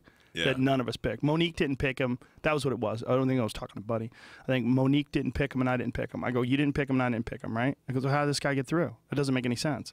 And then there was the Brett Butler thing, and then we had read that the judges were really just sort of for show, and that really was the producer's decision who to get on and not get on the show. Yeah, ultimately it was, because part of it, like I was talking with KP Anderson about it, because KP was working on the show. He was writing for Jay. Right. And KP said, he said, you know, well, part of it is you got to have a balance in comics. Right, so you can't have like all white guys or all black guys, or this is like they had an idea of how many slots. Because he told me the thing when the season I went on with Corey Holcomb, he said, look, they only thought there'd be one black comic. They were like, but you and Corey were both so funny and so completely different that they were just like, yeah, bring them both on. And then when it came down to, there were 6 of us and going to be 5 finalists, right? And me and Corey were both still in the running, and we were like, all right, one of us ain't going to make it. Like, it ain't going to be 2 brothers in the final 5 on NBC. That just ain't going to happen. That's hilarious. So whichever one of us makes it, we'll back the other one. You know what I mean? Because we knew. But how is that? That doesn't make any sense. If you guys were the 2 best, it should be a possibility. Isn't that fucked up about the show? But it's not just that show. You know what I mean? Like that's how TV works. Like you know, I've always said that, like, when people talk about discrimination in TV, there's definitely discrimination in TV, but one of the colors they see is green. You know what I mean? And some of the shit they do, like when they do stereotypes, like we were talking about it earlier, you know, like Friday night I was on Dr. Ken's show as a bouncer, all right? I fucking nail bouncer, all right? I've been a bouncer on more sitcoms and more movies. Now, you know, could I get mad and say, well, you know, I can play a professor? Yeah, I could, but I damn sure could play bouncer, you know? Right. And it's like, that's how TV works, right? Like every hot blonde is dumb on TV. And every sitcom dad is a bumbling idiot, you know. And it's like that's how they play the game. So you can get mad at it to an extent. And I understood like the Emmy speech that Viola Davis made. Like I get that. Like she's like, if we had more opportunities, there would be more black actresses like me. And I never want to insult people who act on that level by lumping myself in that category. Like, I'm not an actor like that. I love playing the bouncer. It's easy, and I get health insurance. You know. But as a comic, you're a professional comic, a legit professional comic, and the idea that you wouldn't have you and Corey Holcomb, who's also a legit professional comic, hilarious dude, you 2 hilarious guys, that it's not possible that you can get into the finals. That's fucked up. It was possible, but we kind of knew. You knew it wasn't possible. We knew. We were like this on UPN. We'd have got it. UPN, I forgot that existed. The WB, remember the WB? On the WB, shit, it would have been. Listen, Mr. Heffron, we're gonna see you later. Me and Corey got business to take care of. Well, at least Heffron's funny. Heffron's hilarious. Yeah. And after all the dust settled, like we were all cool with it. You know what I mean? Like it was what it was, and it was a good shot for all of us. But I liked it better then than I do now. I think the show was better when you had all the reality and all that, because I think what do they do now? Now it's just straight stand up. Really? Like they just it's like they just get up and do stand up against each other, and America votes. I don't even know if America votes, or I don't even know how they do it now, because you know when we did it, they didn't have Twitter and shit like that. So isn't that crazy? You know, I did it when we had MySpace, and I had a girlfriend who would get mad at me because of things chicks would post on MySpace after they saw me on TV, and I was Alonzo. like, "What? Like, I got no control over this." She would get mad at you for things other people posted. Yeah, she was never able to adjust to TV, but you know because you know how TV is. Like, pretty women are like a decoration on TV. You know what I mean? They're always around, and whenever there's an event, there's hot chicks there that nobody really knows how they got there.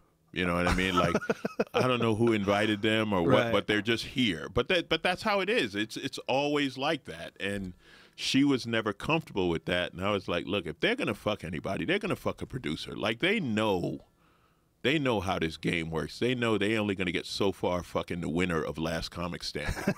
That's not a career You move. might be a step, though. You might be a stepping stone. A nice little at best. rock to get you across the creek. I might be able to get you backstage where you can meet somebody, you know. But, yeah, she never, and she was hot, you know, but she never. Couldn't handle it. Couldn't get used to it.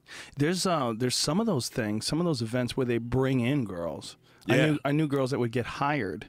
They would literally get hired. They'd get paid like $1,000 to go to these events and parties and mingle because they want to just be right. Filled That's what with I'm saying. tens. It's just filled with hot chicks, but they're not. Like I used to always say, they're not real. They're just here. Like, not meaning they're not real. They're real people. I'm sure they have a life and stuff. But in this atmosphere, they're here to make this room look good. They're here to. They're also here. They're also here to find some sort of a producer that might be able to take care of them. There's a lot of that. God I used bless to call them coyotes. God bless them. If you know, they would find this you dude, can make it work. some chubby Jewish dude, and just start working him. I've seen it. My friend and one of my favorite comics, Matt Kazan. Look, I got my own problems. You know, me and Matt be on the road, and he'd say that 100 times. Whenever you read something in the paper, like some guy, you know, tornado blew his trailer away and his dog died, Matt was like, yeah, I got my own problems. Yeah, you can concentrate on other people's problems way too long, and you get lost. You lose yourself. It's just too easy. That's the other thing about social media. It's too easy to get caught up in nonsense that really shouldn't affect you at all. Yeah, and some people do more than like it's unreasonable. Like, okay, we can't save everyone from everything. Like, in a perfect world, we could, but no. The world's not perfect. Yeah, and you know, and it's the same way with Hollywood and show business. Like, you have to remember this shit ain't real. You know, it is on some level, but a lot of it is just glamorous, and they treat you good, and they love you, and I think what helped me was the fact that I worked in the real world before I got into this. Yeah. Because I remember my first job, I was a truck driver for the show Power Rangers, for the kids show, and I'd never worked in TV, and I didn't know anything about it. And we go, and there's breakfast, and then there's lunch, and I'm like, what the fuck? What? And you know, I'm hearing someone complain, and I wanted to say, you know, in the real world, you got to get your own food. Like, they feed you every day. You might want to show a little gratitude here. You know? Well, when you're on the Power Rangers, you wish you were on Friends. This is how it is. Everybody always wants better. No one's ever happy. There's always a bigger, better deal around the corner. Yeah, I had fun with that show. Though. That show, it was actually, that's where I learned everything about TV. Like, I learned I learned what the best boy is and what the key grip. Like, you see all those titles and you're like, what the hell is that? Yeah. And that's where I learned who all those people are. I learned what upstage meant while I was on a television show. They told me, could you move upstage? I go, which way is that? Which way is upstage? You know, it's all flat. And you know, there were a bunch of people like, oh, Jesus. How the fuck did he get here? Fucking comics. They were mad. Whew, they were mad. I worked with some actors that really didn't like the fact that I had never really done any acting before. And then it was easy. It's not that hard. But upstage, the way it used to be in those Victorian, Shakespearean stages, it was a ramp. Like, the stage was not flat. It was it was elevated in the back. And the idea being that you could see it through the entire, like, so as they moved to the back of the stage, upstage, you could see in the back. Right. They had to make a ramp so everyone could see it. Then because they were flat. Everybody was flat. Then someone figured out, hey, wait a minute, if we put the seats in a ramp, we can make the stage flat. It's one of those great moments in theater that nobody got credit for that. Yeah. The guy who said, hey, man, how about if we put the seats uphill and we keep the stage flat. Oh, yeah. Oh, yeah. So I'm going to tell you my great Joe Rogan story, because I don't know if you remember this story, but I will always remember this story. This was a great thing. This was my second year at Montreal. I had gone once and I had done New Faces, and then just doing whatever. It was great for me, and that's when I became a comic full time. Blah blah blah. So I come back the next year, and I bumped into you. And I think either you were still on News Radio or you had just finished News Radio or something like that. What year was it? This 99, 98? Yeah, probably on it still. I think it ended in 99. and then Kevin James showed up, and I think Kevin's show was about to hit or it just hit or something like that. And you grabbed me and you're like, come on, we're doing spots.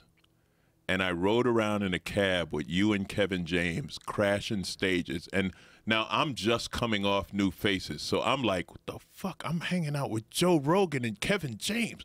I'm a fucking comic now. I'll always remember that, man. That was so fucking cool at that time because you knew me from the Laugh Factory, but it wasn't. But you know what I mean? Like you guys were both on sitcoms, and you're recognized everywhere you walk in. And I'm just this. That their security? Nah, he's a fucking comic. I remember that. I remember driving around with you. Yeah. But to me, I mean, I never wanted to be on TV, you know, so being on TV was just something like, whoa, okay, I'll do that. That's a lot of money. Yeah, all right, I'm on TV. But at any moment while I was on stand-up, when I was on TV, rather, I was thinking this is going to end, and I'm going to go right back to being a stand-up. Yeah. I always thought of myself as a stand-up. Yeah, so I love being a stand-up. It's the best. It's, I mean, I would love that. Everyone would love that hit TV thing. Yeah. Like, that's the lottery payoff, right? When you get one of those and you know, make a ton of money, but there's nothing like being on stage. And the other thing I've always loved is the respect of the good comics. That's everything. That's everything. When the good ones, when the pros, the masters, whatever you want to call them, when they're like, and you know you got it because they just treat you like you're one of them. You know, that was always the thing. When they talk to you, they treat you like you're like, oh, okay, yeah, I'm in. Dude, I was in the parking lot of the Comedy Store in like '94 or something like that. And Damon Wayans, he had seen me on stage, and he looked at me and goes, you a funny motherfucker. He goes, you a funny motherfucker. God damn, that was funny. And I remember like my whole body was tingling. Yeah. I was like, Damon Wayans said that? Like to me, that was like just the most elevating thing that could have ever happened. I was like, holy shit, I'm legit. Now, I can't believe this. And then you become that guy. Crazy. You know, like in the past 5 years, I've definitely become the old guy. Like there's so many young comics. I mean, oh man, I was watching you, and oh man, just talking to you, I'm learning. I'm like, I got you. Because I remember like George Wallace was my guy. Like I used to see George at the Laugh Factory, and I talked to him and this or that, and he still fucks with me about it. Like we were in Vegas, we were having lunch or something. He's like, yeah, there's Alonzo just sitting around waiting for me to die. I was like, you damn right, George. I'll take over this whole operation. The Vegas operation. He hated that operation, man. Yeah, toward the end. I talked to him about it at the Comedy Magic Club. He came backstage and I was there and we were hanging out and talking, and he goes, it is not easy. He said it is hard. You know why? They four-wall it. Means because he had to pay for everything to promote it. Because he was going up again. He said the reason he stopped doing it because other clubs, they were giving it away free.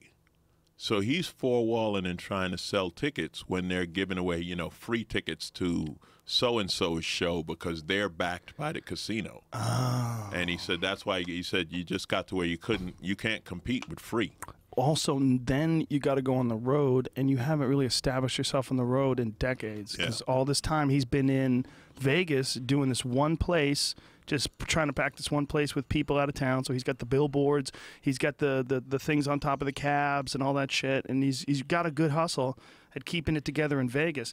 But that shit doesn't mean anything when you go to Philly. No. You know, the people that haven't gone to Vegas, they're like, George who? George Wallace? Oh, yeah, I remember that guy. They're not going to come. They're not going to come. They don't know what's back. Was he on Comedy Central last year? You know, when was the last time he had a special? That's always been my weakest thing. I've never been great at marketing. It's hard. Marketing's a tough gig, but he had a great run in Vegas though. For a long time, he had a great run. How many years was he there? I think 9. Yeah, I think 9 years. But I talked to another guy who had one of those shows, and he told me, he said, man, he said, you see them taxis? I get a bill for that. Like every month, like the casino gives me a bill. The casino gives you a bill? Yeah, because the casino puts up the money to put your picture on top of 100 taxi cabs, you know.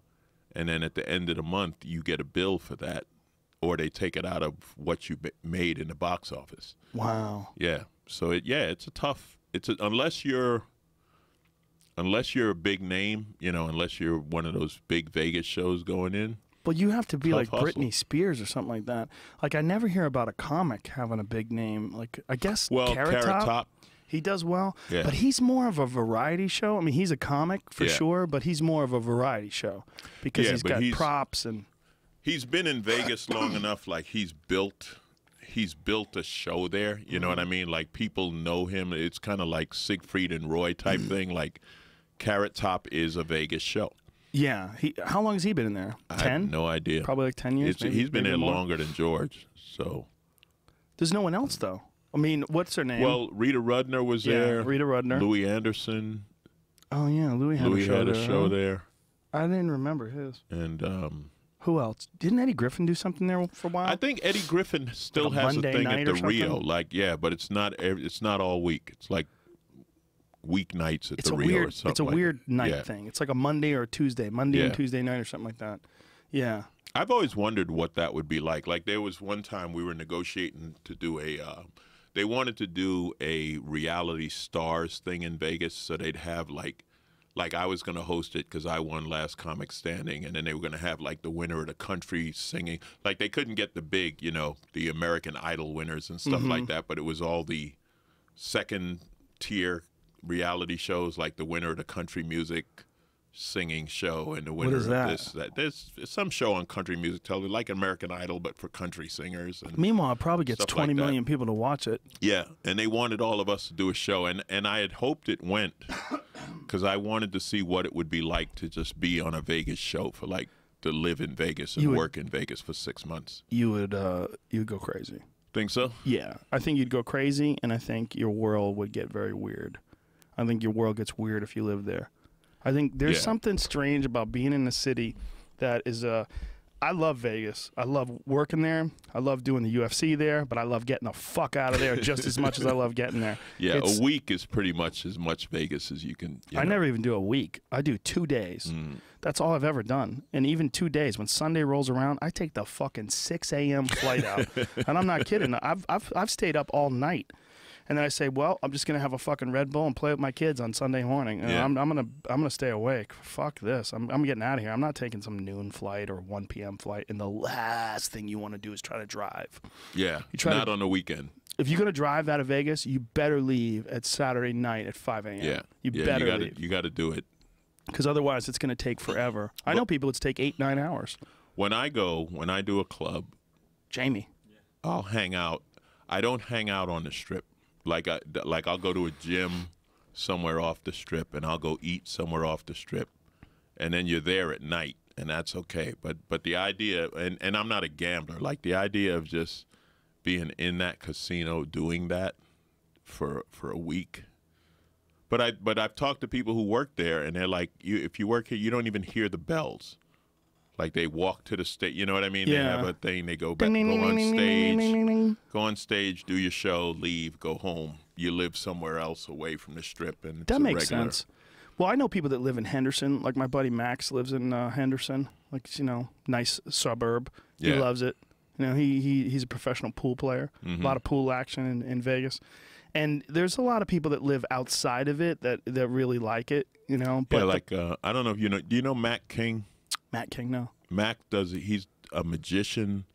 He has like an afternoon show, I think, at Harrah's. But he's been there, like he just sold his 2 millionth ticket. Like he's been there forever. It's his man. gig. It's his, and he Wow. loves it. And it's like a 1 hour show at like 4 in the afternoon for the whole family. It's like Oh, clean okay. and Right. and he loves it. Yeah, and he's been there 15 years. Well, at if you had to least. choose between living in Vegas and living in Toledo, I'll take fucking Vegas every goddamn day of the week. No offense, Toledo, but you know what the fuck I'm saying. I think there's something weird, though, about living in a city that is the place that people go to get crazy. Yeah, well, you have to get away. That's why you can't. I don't know anyone who lives there who goes to the strip on a regular basis. Yeah. Anyone I know who lives in Vegas, they're like, I'll go. Occasionally there's a show they'll go to, or they'll take their friends there when their friends visit, but otherwise they just don't go to the strip. Have you ever been to that bar on the top of Vegas, the top of is it Mandalay Bay? I think it's Mandalay Bay. The bar on the top where it looks out over, Yeah. it's like the most Like insane the 50th view. floor or something Yeah. like that. Yeah. Mhm. It's insane. And you get up there and you look out at all that neon and all that craziness, and it literally is like an image of the future from a science fiction movie. Like if you were in the 1920s or something like that, and people like imagine, what do you think it's going to be like in 2015? Well, this is what they would probably imagine. See, the thing I love about Vegas, and I've always said, if somebody came from another country, they're like, I want to see America. I got 5 days. We're going to Vegas. Because, you know, you get like the buffet at Circus, right? And you see the American hillbilly in his, you know, natural environment, right?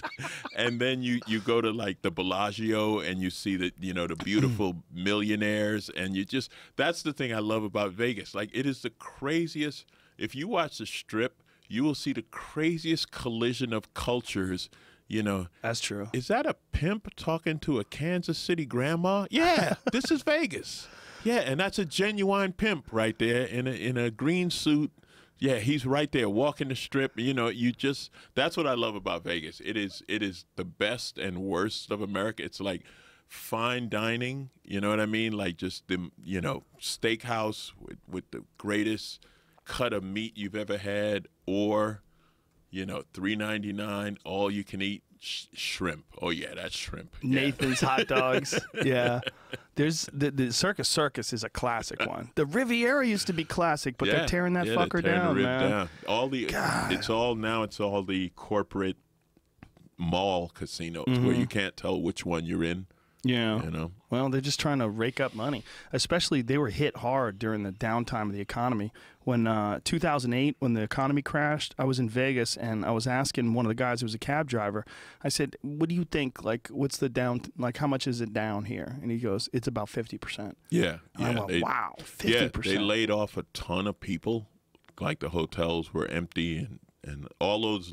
Yeah, cab drivers and all that other stuff. A lot of them lost their jobs. jobs. Service people, all the people that were, you know, dependent upon folks hopping around town and also giving out tips. Yeah. You know, when the money's tight, those tips are the first thing that dry up. Yeah. Like, you're on your own, bitch. You know, that whole industry of people relying on people coming there, that's a very tricky And then thing. the housing thing dropped. They built all those condos and all of that. And that you remember Shay Matosh? No.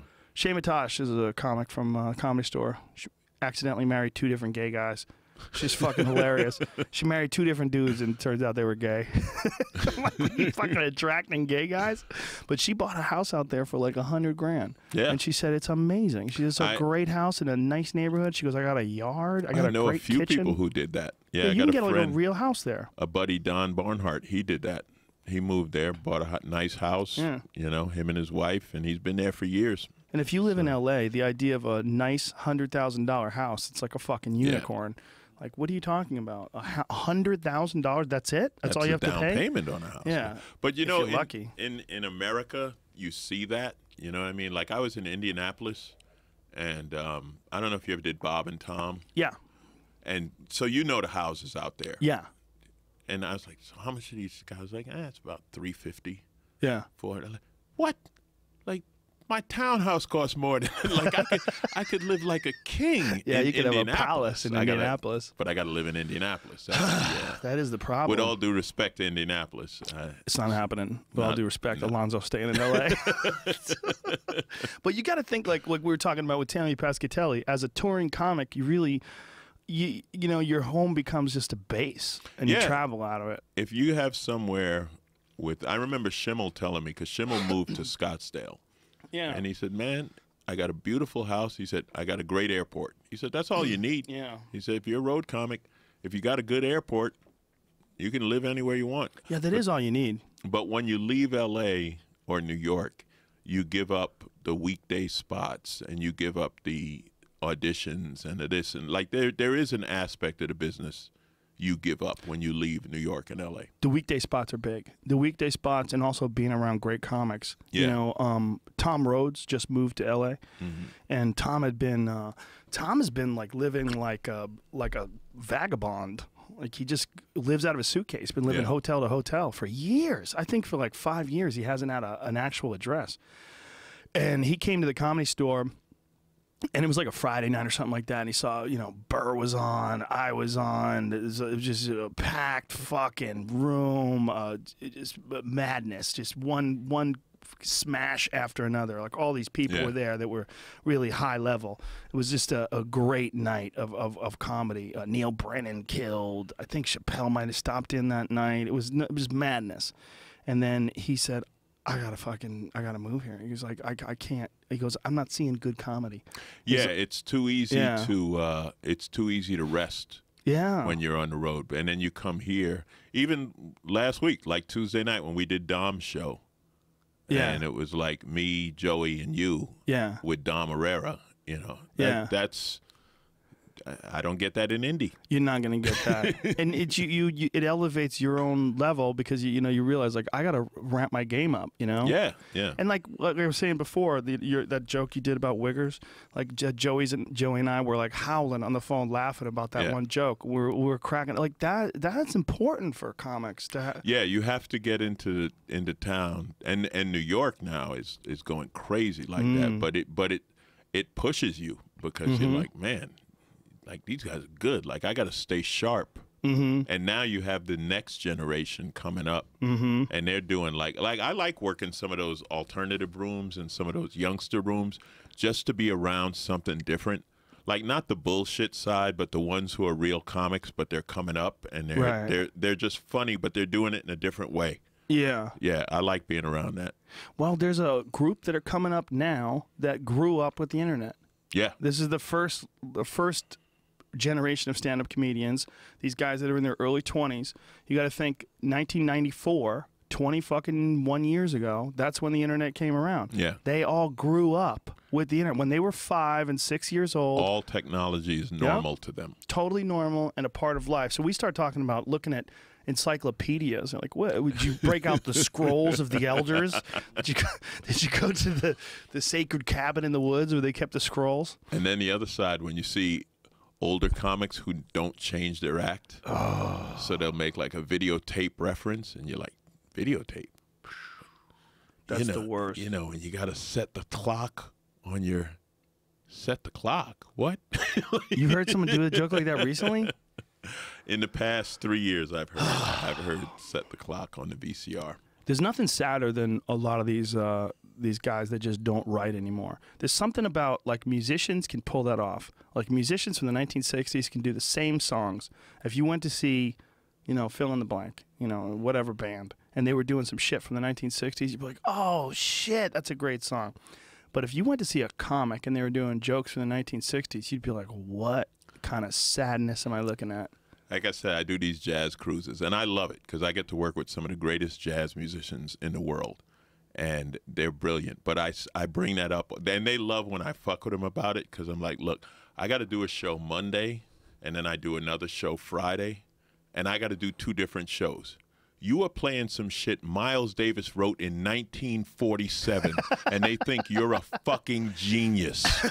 You are playing some shit that Dizzy Gillespie played after the war. That would be World War II.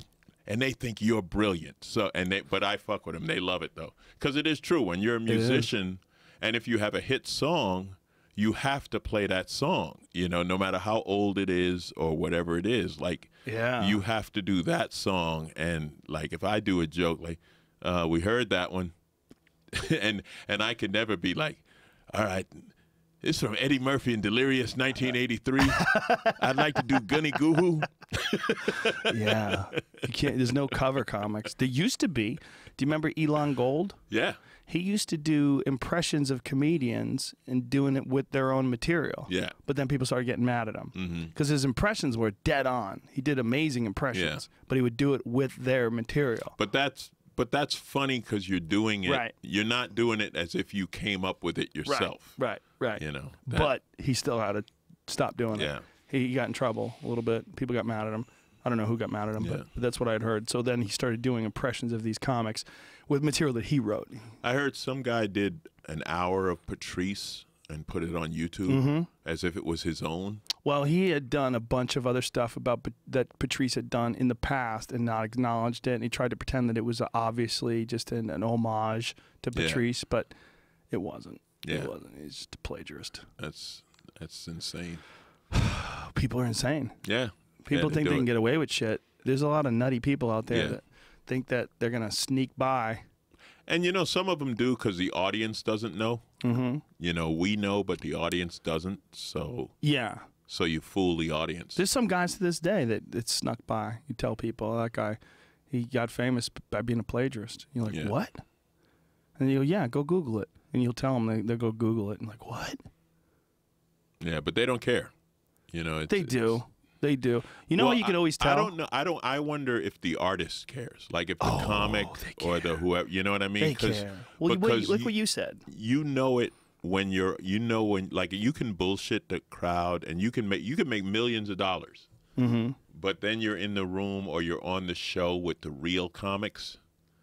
And, you know, just same thing with singers. You know what I mean? If you're one of these singers where the machine is doing it, but now you're in a situation like, oh, shit, like. Award show. These are like you call yourself a diva, but Aretha Franklin's in the room, and you're like, oh shit, this isn't gonna go well. They care because like what you were saying, like that the respect of the old guard, like the respect of respected comedians, like coming up to you, like, you know, we've all had like I tell you that the Damon Wayans one I'll never forget that. Because it's in the parking lot. I was like, whoa, he probably doesn't even remember. Right. You know, but just becoming friends with Robert Schimmel. You know, I'm like, I'm really friends with Robert Schimmel. Like he's a real comic and I'm friends with him. Like, I guess I'm a comic now. Like I can be a comedian. Whew.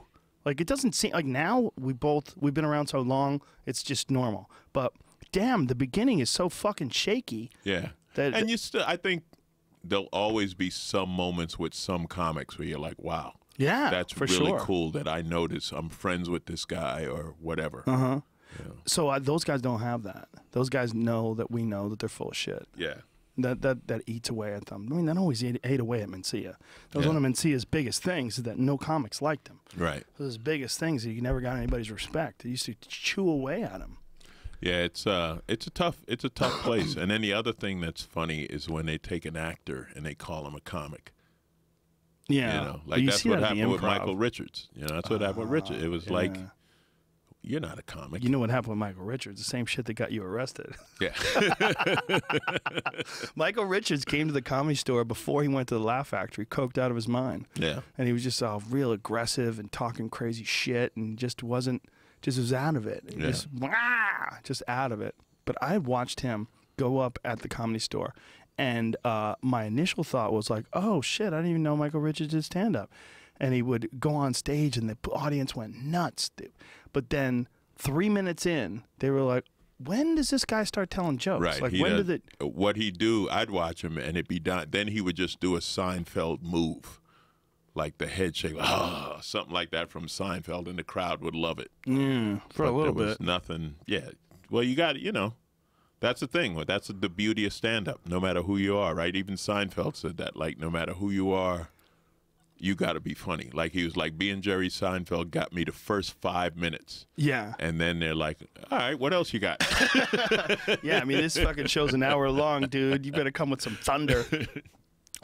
This Cosby thing, man, we were talking about that, about, like, how this guy, for the longest time, was thought of as like one of the all-time greats, and now people look at him and they think, well, he's a guy he's just a piece of shit. Yeah. Like that flip-flop between being like this respected, adored, idolized, all-time great comedians. Like if you had to pick a Mount Rushmore stand-up comedy, and there's only 4 guys on there, one of those fucking guys, until the last year, one of those guys is going to be Bill Cosby. Yeah. You know, I'm so torn because I love Cosby. I think Cosby's one of the greatest, if not the greatest of all time. Definitely would be on the Mount Rushmore. So now it's like, okay, still a great comic, but bad guy. Yeah. You know, at best, flawed human being. But I don't understand. I'll never understand the motive. It had to be, and it's just my opinion, there had to be some weird fetish involved. Mm-hmm. Because it's not like you can't get laid if you're Bill Cosby. I think he probably... So there had to be some kind of weird turn on or something. You know, like I'd be interested in what a psychologist would say, like, why does someone do this? I think a lot of people used to do it. That's what I think. You think so? I think in the 1960s, Dosing people wasn't. You know how we were talking about drunk driving? Yeah. In the early days, drunk driving was no big deal. I think they used to think the same way about dosing people. You know, because Bill Cosby used to have a whole bit about Spanish fly. Yeah. About giving a girl, that's true. Slipping a girl a Mickey, and she gets all horny and fucked up. I mean, you're drugging someone against their will. They don't know it. I think that was a normal thing. I think it was never a good thing, and ethical, moral, reasonable people never did it. But I think it was way more common than we would like to believe. Yeah, I think that people dosed people. I think it was like, you remember that scene in Animal House where the girl's passed out, the dude's got the devil on one shoulder and the angel on the other shoulder? Yeah. And, you know, like, leave her alone. Fuck her brains out. Suck her tits. Like, you couldn't even do that today. You couldn't have that in a movie today because that's rape. Yeah. But back then, it was like there was at least the possibility that this guy was considering having sex with this passed out woman. And then today, the drug thing, like the Cosby thing, drugging someone is thought of as a heinous crime. Like, you drugged people and you raped them, it's a heinous crime. Well, and it was then, but yeah, maybe society looked on it differently, or maybe it was something amongst the boys. Yeah. That you did. I don't he's always really hanging know. out at the Playboy Mansion and it's horrible for everyone involved. You know what I mean? It's horrible for the women involved. It's horrible for what's happened to his lifelong reputation. Is all gone now. You know, it's almost, it was like with Michael Jackson, like there's a generation that only thought of him as a freak.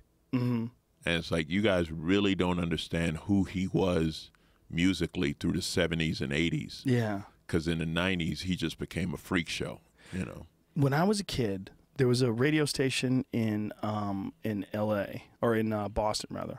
It was called The Rock of Boston. I think it was called WCOZ. I think that's what it was. And they played Michael Jackson. When Michael Jackson came out, and I remember the DJ saying, look, I know what you're saying, that this is dance music, but listen, this is just a great song. And the guy played, I think it was, I'm trying to remember what song it was. It might have been Beat It. I don't know what it was, but it was like that, like Thriller. When Thriller came out, everybody just stepped back and just went, what the fuck? This is just genius on a level that no one had been able to reach before. Yeah, I did this award thing, and they were giving an award to Quincy Jones, you know, and he produced Thriller. And I was joking with him about it. I said, you know, Quincy Jones, the brothers didn't know who Eddie Van Halen was. What is Eddie Van Halen doing on a Michael Jackson record? They're like, only Quincy would think, yeah, let's get the baddest rock guitarist and have him do a solo with Michael Jackson. And the brothers was like, who? He played guitar, you know. But that was, and but people don't know, like, and the videos. Yeah. Like, because that was when video just started. Yeah. And he had dance shit. Like, when he did that thing in Smooth Criminal where he leaned forward, you're like, that's not humanly possible. Yeah. You know? No, he was like no one before him. Yeah. There was no one that you could compare him to. Right. Like, you could say, you look at Elvis and you go, yeah, Elvis was a really good singer and a good performer, but Elvis kind of borrowed a little bit from the old rhythm and blues guys, and he borrowed a little bit from the way Chuck Berry used to dance, and there was a little bit of this and a little bit of that. When Michael Jackson came along, you got to go, okay. Yeah, compare that to anything. And the other thing about Michael Jackson, and I always said that this is the part people don't talk about. Like, he was world famous at 10. Like, when you talk about he's fucked up, well, can you imagine everyone in the world knowing who you were when you're like 10 years old? Like, you know, by the time you're 15, adult women pass out.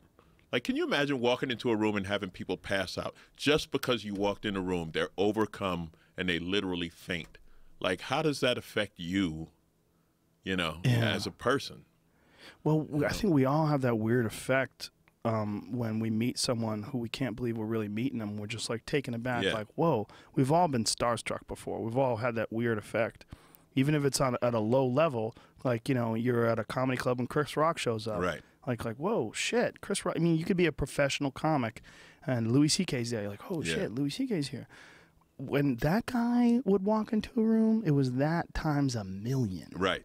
There was nothing like it and no way to prepare for it. And he never had a normal life. Like you were talking about your career as an airplane mechanic, and like you knew regular people, you had regular jobs, you'd been to jail, you know, the whole deal. You ran the whole gamut as a grown adult human being.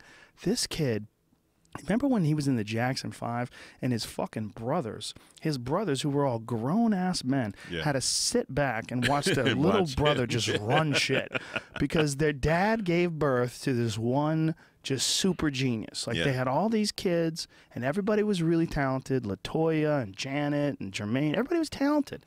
But then there was this little motherfucker, the last one out of the box, that just had magic. Right. He had magic. And then you're getting back to Cosby, what you were talking about. The other thing is, like, how many $100 million did he give to the United Negro College Fund? Like, there are kids who like, yeah, Bill Cosby paid for my college education.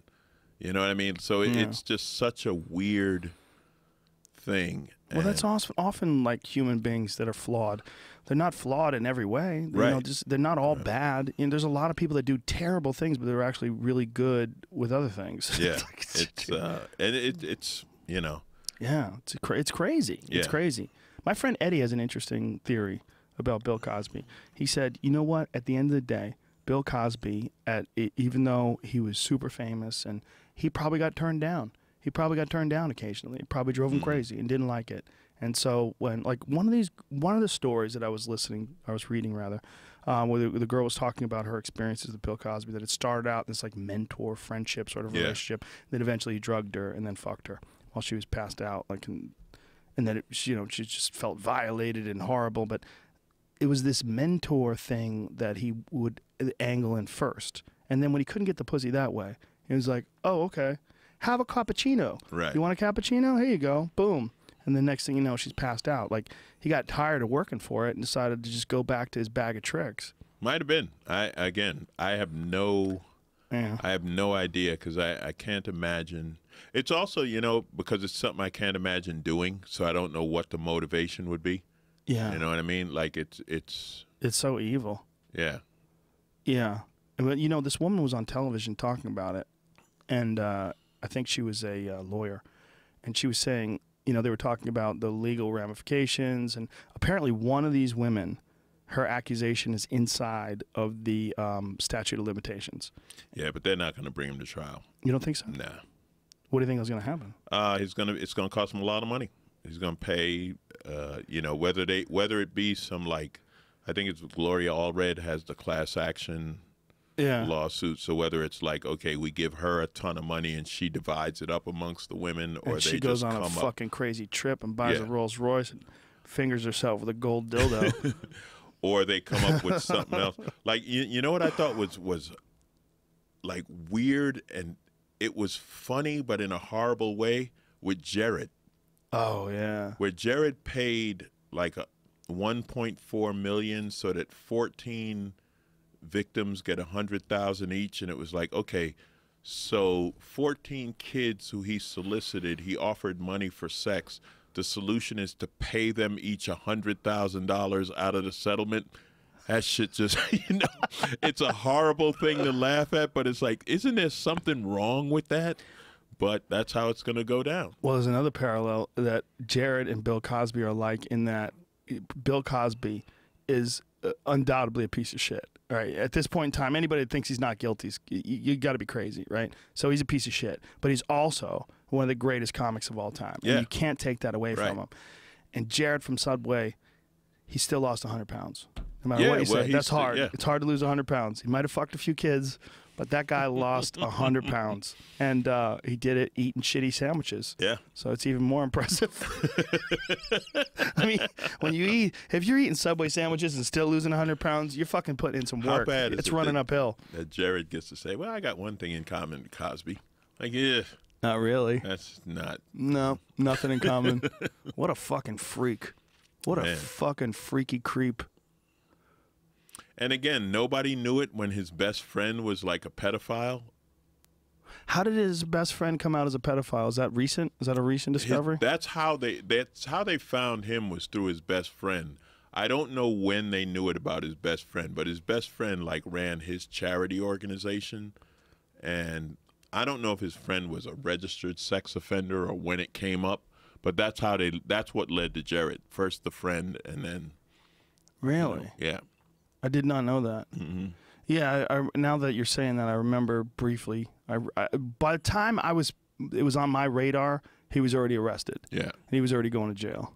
No, I first heard about it when his friend got arrested.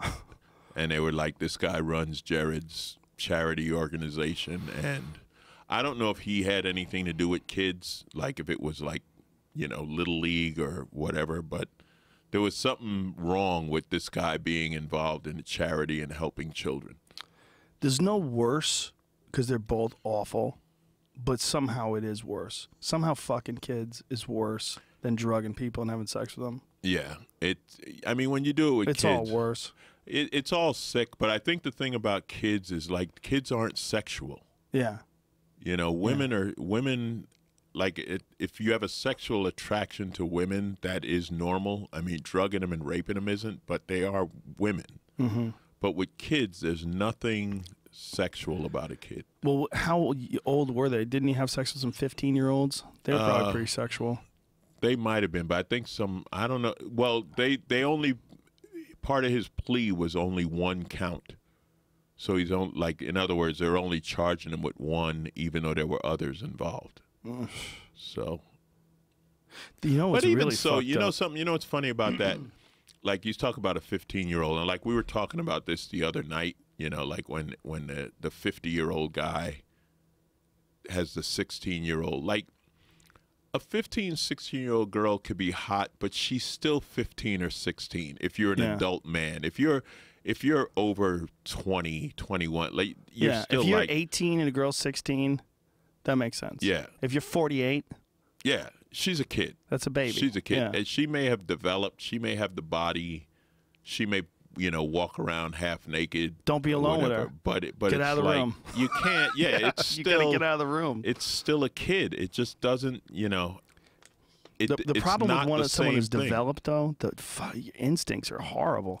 Instincts are horrible. If you got a girl like that girl I was talking about in Houston that Ian and I met, that had this tiny waist, this big juicy ass, like, she was a grown woman. But if she's probably built like that when she was 14.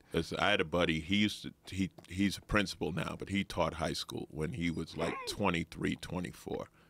So he's the guy that the 16 and 17-year-old girls, they want him. Because and it was like, man, I don't know how you do it.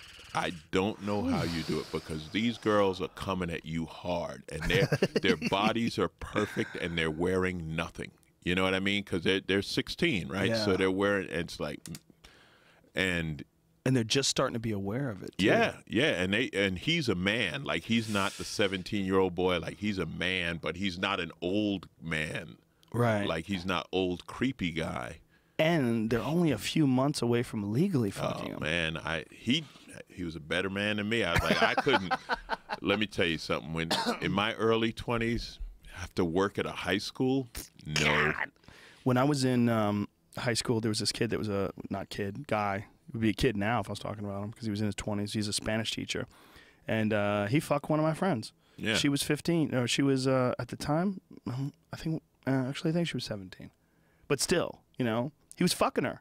She was in high school. Yeah, it happens. And he was a Spanish teacher, and he was fucking her. It happens. And this is pre-internet. She couldn't rat him out. Yeah, but it's not pre-dad got a gun.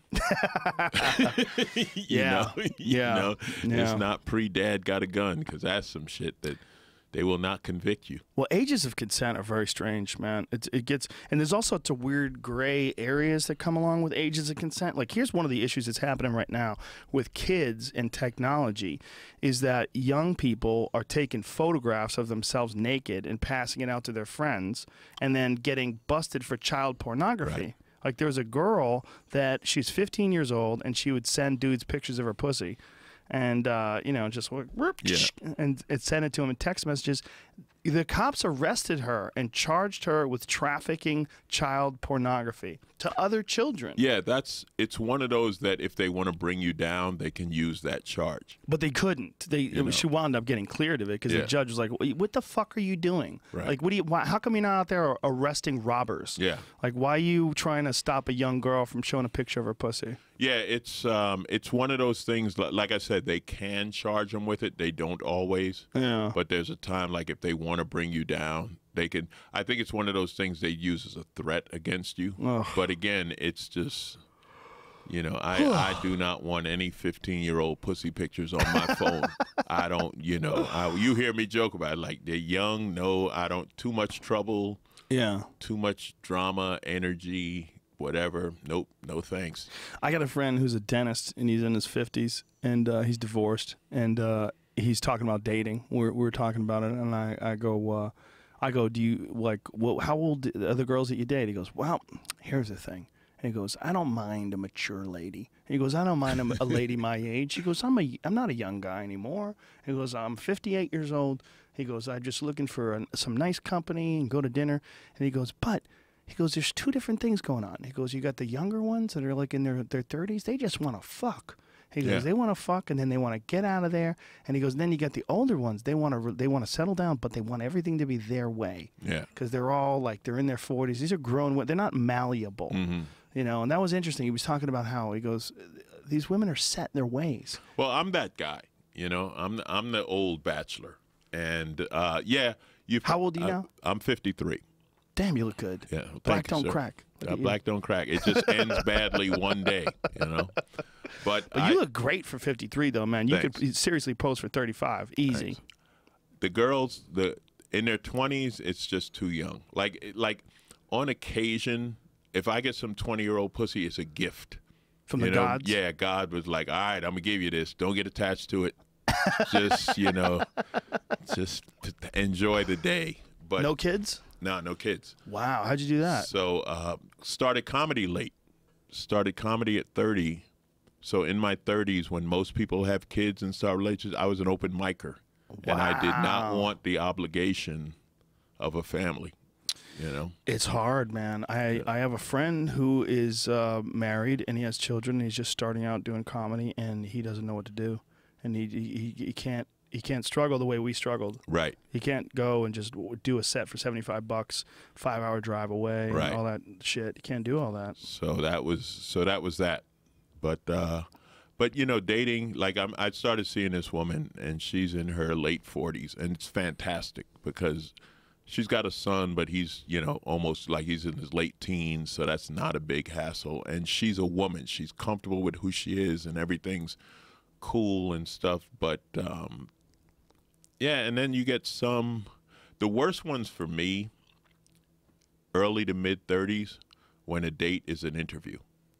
It's like when you do find the right girl, how long do you think it would be before you got married? Yeah. So why don't you have kids? Are you open to it? Do you think about it? Not, blah, blah, blah. What do you say to that? I tell them, like, look, it just I didn't have the right one at the right time. I said, now I'm open to it. It could happen, but I'm not really looking at being an old dad. I joke about it. Like, if I have a kid now, when he's 16, if I say you can't have the car, and he says, yes, I can, there ain't shit I'm going to be able to do about it. I'd be like, son of a bitch took my car. He'll be 69. Son of a bitch took my car. Damn it. Look at Stallone at 69. He's fucking yoked still. Yeah. Some guys do it. And stay in the gym, smoke that crack, and fucking hit those weights. Some guys do it, and some guys have that. I could have it. Like they say, you could, as a man, you could always have a kid, but do you want to? And I think now it'd be more likely, like if I met a woman who had a young kid and I took him on as a stepchild or something like that, that would be more likely to happen. How crazy is it you're 53 and Joey's 52? Yeah. Yeah, that's living. That's living. That's fucking hard miles, but baby. Something, man? Something? We'll all be gone, and Joey will still be here. And probably like cockroaches. Like that's how it. That's how it happens. Isn't it true with comics that comics either die too young or live forever? Yeah, a lot of them, right? You don't hear about a comic dying at 68 years old.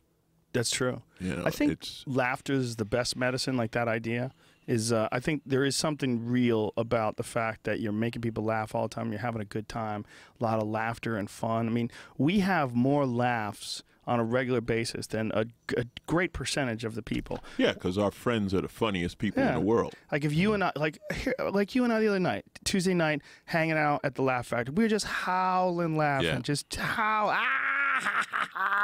and then you leave there, your whole body's like, you're energized, and you do that all the time. And there's nothing terrible. I mean, our whole work day was like we both did 20-minute sets. Right. Well, this is it. Like people ask me, "What are you doing today?" I'm like, "Well, I'm doing Joe's podcast. Like this is my job today." But I think the other thing is we don't stop doing it. Yeah.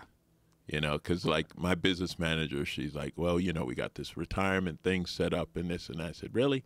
When have you ever heard of a comic retiring?" She's like, "What do you mean?" I said, "We die. That's what we do. We do this and then we die. We might work less." Yeah. Well, you'll find a different niche. Like it may end up doing the old folks home circuit in Florida. You know, but I'm still going to be doing my 20-minute spots at 7 o'clock. Well, look at Carlin. Hey, I'm doing 20 after Jello. Didn't Carlin die in a hotel room somewhere? Yeah, on the road or whatever. You know, just died in his hotel room. Well, even what's his name, George Burns. Like he died at 100, but like he did his last set at his 100th birthday or something like. You know what I mean? Like, and I remember when Rodney was coming to the Laugh Factory. You know, and in his last days, Rodney was coming to the Laugh Factory in a bathrobe. Yep. Remember that? Dude, he would just come down the hill from his house in his robe. And he performed in front of arenas in a bathrobe. Yeah. I was working when I was 19 years old at Great Woods in Mansfield, Massachusetts. It's like this performing arts center. And I was backstage. I was one of the security guards. And Rodney was backstage, and I watched him walk around with a bathrobe on. Well, that's how Rickles was. But that's because back in the day, you didn't put your pants on because you would mess up the crease. So really? When we were doing, so when we, there was a Seinfeld episode about that, but it really is true. When Rickles was backstage in Montreal, he was in a robe. I'm gonna start performing in a robe. No, fuck it. Nah. Fuck it. I don't know. I don't know, Joe. I don't know if you're a robe guy. Slippers, a robe, no underwear. I had slippers. Where do you buy slippers now? I think you can only get slippers for the month before Christmas. Like I think that's the only time slippers are for sale. I guess you get them online.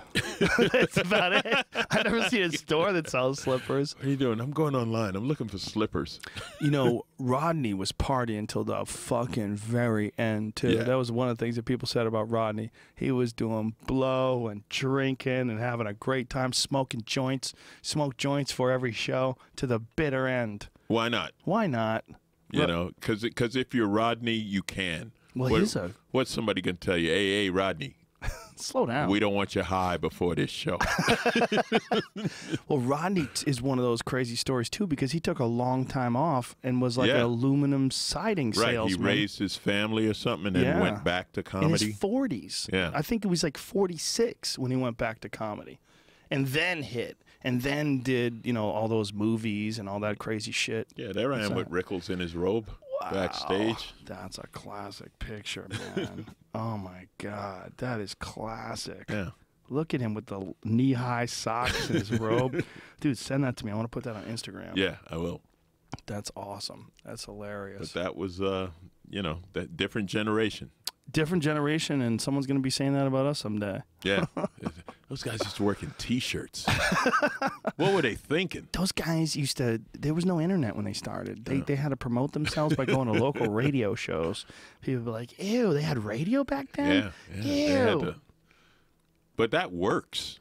Sometimes. You know? If it was a good market. If it's or if it's the morning guy who's been there for 30 years. Yeah. If it's a and good morning guy. you get on his show. Do they still have those? There's a guy in Rochester, Wheeze. Oh, yeah. Brother Wheeze. Brother Wheeze. Brother Wheeze is still around. Still kicking it. Yeah. And it's like in the morning in Rochester, everyone listens to Brother Wheeze. Like you literally go on there and sell out your show. Wow. You know? There's a few of those guys. Johnny Dare in Kansas City. Yeah. There's a few of those guys that are still out there. There used to be a good one in Phoenix. I wonder if they're still around.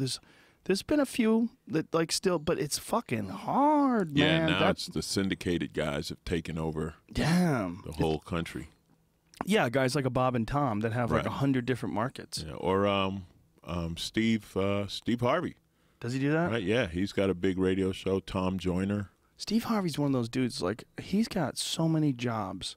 He does so many things, Yeah. and he puts out a new book like every year. Does he write those books? I think he probably wrote the first one. I don't know how much he writes.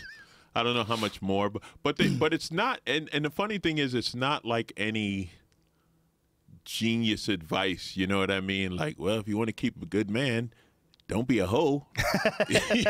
You know, like wear your dress a little longer. Put away your hoe shoes. You know, stuff like that. It's like, oh yeah, I never thought of that. Oh, so I shouldn't be a hoe. You know? He's an odd character, that Steve Harvey. Yeah, I met him once for a little. We joked around a little while. He was hosting the Apollo, and I did it, and he was cool. But I don't know him. You know, I don't have any relationship with him. I had somebody the other day text me, can I get them tickets to Kevin Hart? Shit, I couldn't get me tickets to Kevin Hart. I did BET with Kevin Hart once in 2001. I don't think Kevin's gonna stop shit and say, "Oh fuck, Alonzo's at the door." Well, they think that we know everybody.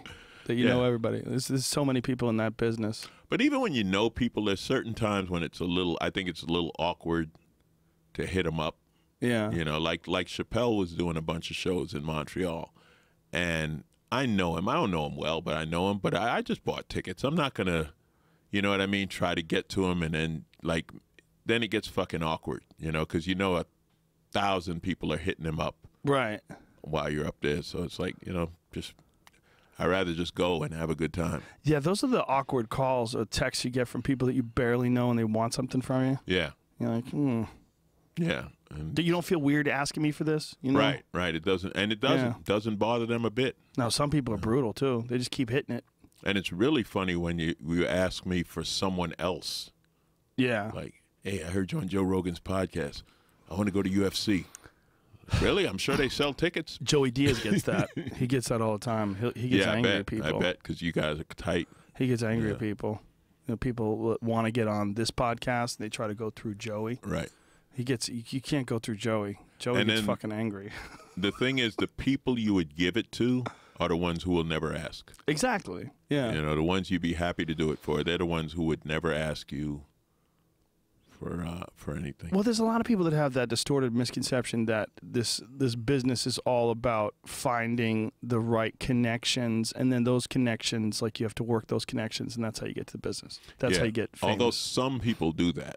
Yeah, but they're not good. But you're right. The good ones. It's not talent. It's just it's salesmanship backstage. It's being everyone's friend. One thing that does happen for sure is that you find someone who's really funny, and then you go, well, who's that dude hanging out with? Mm-hmm. And then you find out, oh, he's got friends. Well, I guarantee you their friends are funny if they're funny. Like, if you know Ari Shaffir, you go, well, Ari's funny as shit. Who's Ari's friend? You know? Like, Ari has some friends from New York that I don't even know. Mm-hmm. And then he tells me about him, and I'm like, oh, I want to meet that dude. You know, like, I want to have that guy. Because they wouldn't be hanging with him if they weren't. Yeah. Right. If he tells you they're funny, they're funny. Mm-hmm. You know, there's definitely that. There's that sort of connection. That definitely helps. But you got to be talented. Yeah. Because if you're not, we all have those few friends that we were friends with back from, 15, whatever years ago, and they're not really that good, but you're still kind of friends with them. And they're like, hey, man, why don't you take me on the road with you? Hey, man, how come you never work on your fucking act? Yeah. Hey, man, how come you're not really a comedian? You know the people I admire? The people who weren't funny, who got funny. Mm-hmm. Because, I think I was pretty funny from the start, but I know some people who just weren't, and I admire, because you kept doing it. Hammering at it. Yeah, when nobody believed in you, when nobody thought you were, and maybe you weren't funny, maybe you were just bombing, but you knew there was something there, and you kept doing it. Like, I admire that. I think that's a lot harder than being funny and just going out and being funny. I think you're right. I don't want to name any names, but I know a few guys that are like that. They just incrementally got better. Yeah. And then, just kept chipping away. And then once they started to develop in real confidence, then it started taking off for them. Then they started getting some momentum. It's hard to figure out, man. Yeah. That's why, like you were saying, like meeting comedians, You know, like Kevin James and I taking you for a tour of Montreal. Right. It's like, yeah, I'm in. Yeah. I'm in. Yeah, Because it doesn't seem like in the beginning, it just doesn't seem like it's going to work. Fuck. It's Right. like it's all of it is so slippery. And they're so big. Like, I remember when I started out, when I was opening for Tommy Davidson. Like, I spent a summer opening for Tommy. And I was like, man, when they say his name, there's more applause than my best joke. Like, just saying his name, he got a bigger applause break than. But I always felt like it's funny because sometimes you meet people or you have somebody opening for you. I don't know if you get this because you probably bring yours, but you tell, like, how long you been doing this? Oh, 12 years. Like, what? And you're hosting? Like, what was do you have any ambition? Like, even back then, like, my thing was like, yeah, I want his job. You know what I mean? Like, any headliner I opened for, I wanted to be them. I never thought, like, I guess I want to open for you for the next 9 years. No, fuck, I want your job. But there's a lot of guys that are like local guys, like in Nashville or whatever, that just host when comics are in town. And you got to get out of those cities. Yeah, and some do it for fun, which I get. But if you have real ambition in the business, you gotta be, you know, like I tell openers, it's like, you know what your job is? Be funnier than the middle. Like, you need to blow that middle off stage. That's what you have to do, because if you want his job, you got to show you can do it. Yeah, you know, it's true. Sit here, and if you got to announce drinks, you better come up with a funny way to announce drinks. You know, that's part of your job. Yeah, that's why it's tricky working with people on the road too. Do you find do you ever work with guys that try to steal your shit and step on it? They like twist it around a little bit to fuck with your premises? I've heard guys, not so much that, a little bit of that, but I've heard them doing something from somebody I know who had been there.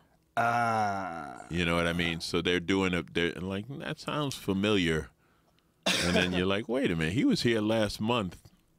But, you know, when they do that, they're not going to get out of that. They're not going to get out of that circle. You know what I mean? Like, say they're a middle act in the South, and they're stealing material from headliners touring the country.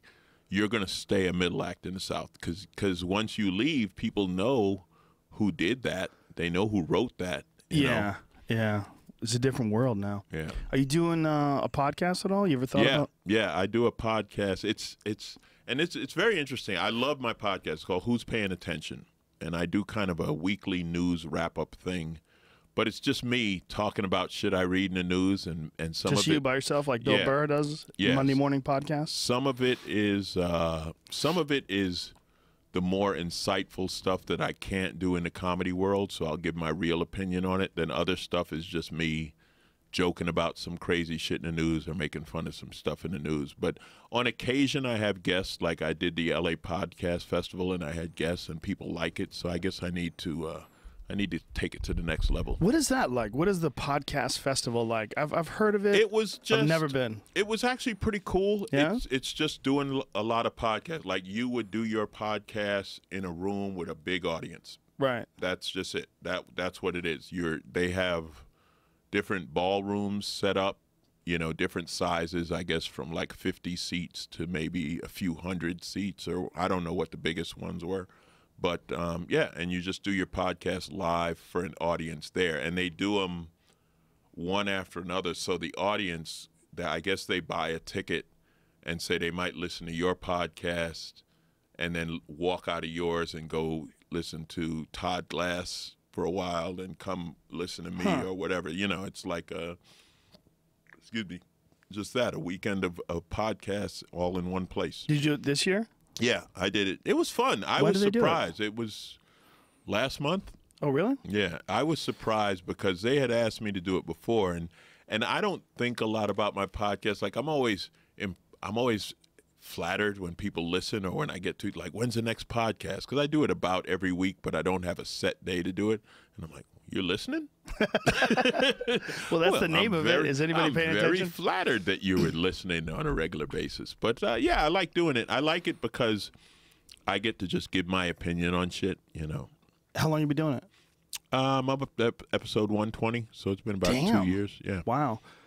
Well, those things build, man. Now you're going to get a lot more people listening to it. People that listen to this. Yeah, this is fantastic. I mean, this is great because you're one of the big ones and you got a huge following and this and that. But it's also because you and me, and we talk about it, we don't get to hang that often. No. We've known each other a long time. We cross paths here and there. But it's just, that's why this was always something I wanted to do and fun, just because I like you. You I have know, a like text on my phone. The last text that I had with you was a year ago. Before the recent one, where we ran into each other at the Laugh Factory, and the last one, we were planning on doing a podcast, right? But we just never fucking pulled it off. When you know, and that's how it is, you know, because we're both traveling, doing our thing, and this and that. I mean, that's the other thing about being friends with comics. When you reach the headliner level, you don't see each other anymore. Yeah, unless you work together. Yeah, you work together, or there's like a festival or a show or something like that, or the store, or the Laugh Factory, or the Improv. That's one of the reasons why I take guys on the road with me too. You know, I never use like a local guy. I always take people on the road with me because I want to work with. First of all, I want to work with really funny guys, and then I also don't want to be alone. Yeah, I want to work with friends. I take people when I can, but a lot of times they're like, the places don't want to give up a room, or they don't. They're like, we got a local guy that we pay $50 a show. So if your guy will come in and do $50, you know, whatever. I always paid. You know. I paid for the hotel room. I paid extra money for the guys. I always you make more money than me, Joe. But it's not even that. I don't know if you're aware of this.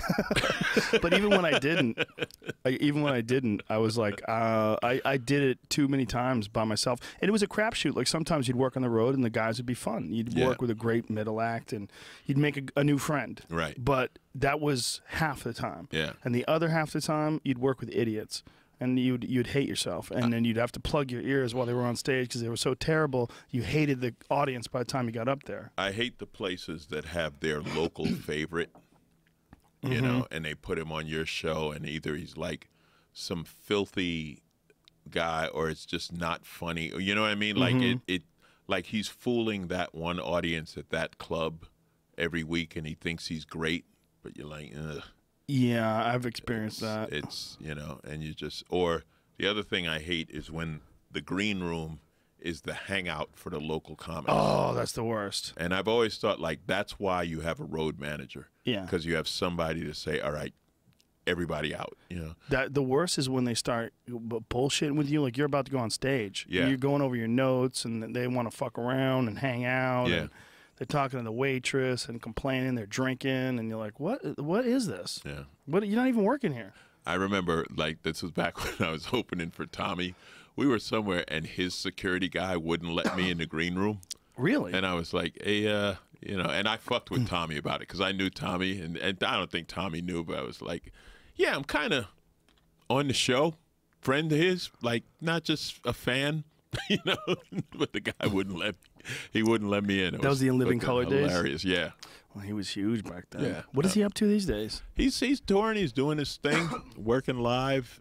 He did a tour with Tony Rock and some more. Tony Rock is fucking hilarious. Yeah. That dude is funny. Yeah, Tony's funny. So they were on tour. They did a tour together. But yeah, Tommy's still around, still in the game. Tony Rock is one of those guys who, like, he might have actually been held back by the fact that his brother's Chris Rock. I don't know. It's funny. Like, I see more similarity in him now than when I first met Tony, but not intentional similarity, just in similarity in the sense that they're brothers. Mm-hmm. But it's weird because he never talked about it, but you know he's Chris's brother. Mm-hmm. You know what I mean? So it wasn't the same. It wasn't the same as like the Wayans, where you know their family and they work together and they do projects and stuff like that. I don't know if Tony's ever been on the same stage as Chris. Whoa, that's kind of crazy. I don't know. Maybe he had. Maybe he has. I'm not saying he hasn't. I don't know, but he never pushed that he's Chris Rock's brother. But you know he's Chris Rock's brother. Yeah, but I'm saying that he's so good that, like, people almost don't take him seriously because he's the brother of one of the greatest comics of all time. Yeah. Like, he doesn't get the props that he deserves. Right, because people think but he's not riding his brother. No. In any way. In any way. Know? It's like the opposite of nepotism. He almost suffers from it. Yeah. So he's not Jim Belushi. Yeah. Like, Charlie Murphy, like, jokes around about being Eddie Murphy's brother. Like, people like, you know, like, he's like, you know, like, people would just yell at him, "Charlie Murphy!" Like, they yell at him, and he goes, "Does that ever get tired?" And he goes, "No." He goes, as long as they're not saying there's Eddie Murphy's brother. Like, because for years, I was just Eddie Murphy's brother. He goes, I'm happy when people yell out Charlie Murphy. They know my fucking name, you know?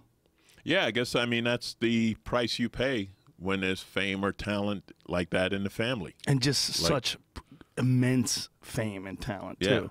I mean, in those two situations, Eddie Murphy and Chris Rock, two of the funniest, most famous guys of all time. Right. And you know. And they have brothers that do stand-up, too. Yeah. That's a grind. Well, I just watched Chris Farley documentary. Oh. And his brother's on stage doing stand-up. Whoa. And it's like, I mean, he's talking about how funny Chris was and stuff, but it's like, yeah, there was only one of those in the family. You know what I mean? Like, that's kind of probably not going to be another one. No. You know? Well, he was definitely not doing enough coke. Yeah. You gotta do more coke if you want to be like Chris. You gotta be. But apparently, amped up. he was like that all his life, from when he was a little kid. I met him at the backstage at the set of News Radio. He was friends with Andy Dick. And this is, you know, Andy Dick was a hard partier. Hard. He's all sober now, but he was hard partier. Chris Farley was there with two very hot-looking young girls who looked like they'd been up for days. They were very attractive, but just looked fucked up. And he was gray. And when I mean gray, I mean like wet cardboard gray. Yeah. He looked like he could die at any second now. He was sweaty and gray and pale, and his eyes, there was like deep bags under his eyes. And he was just on some kind of crazy bender. And he was there with these two girls. And I had always heard that he was this wild partier. It wasn't long after that he died either. But I remember seeing him there like, oh, whoa, they weren't fucking around. Like, this guy's really doing it. Like, but that's what I was talking about. That's when it's not fun. No. You're beyond, like, it's not a party. It's beyond, and what kills guys like that is you have the unlimited money to do that. Yeah. And you basically have permission to do it as long as you can make another movie or another show or another record or whatever. Like, I read Clapton's book, which was actually really good. And in the beginning of the book, he says, you know, with the amount of drugs and alcohol I did in my life, I should have been dead, right? And then about 2/3 of the way through the book is when he sobers up, and you're like, holy shit, how is he not dead? Like, when you read about how much he did and the quantities and you're like, this guy's not human. Like, yeah, you should have been dead. Well, what was he doing? Just everything, and large amounts of pills and cocaine. And I mean, he talks about he did one show for like 23,000 people in a total blackout, didn't know he was there. And, you know, yeah, just tons of pills and alcohol. Jesus. And how was the show? They would imagine it was pretty good. If you want to hang out, you got to take her out.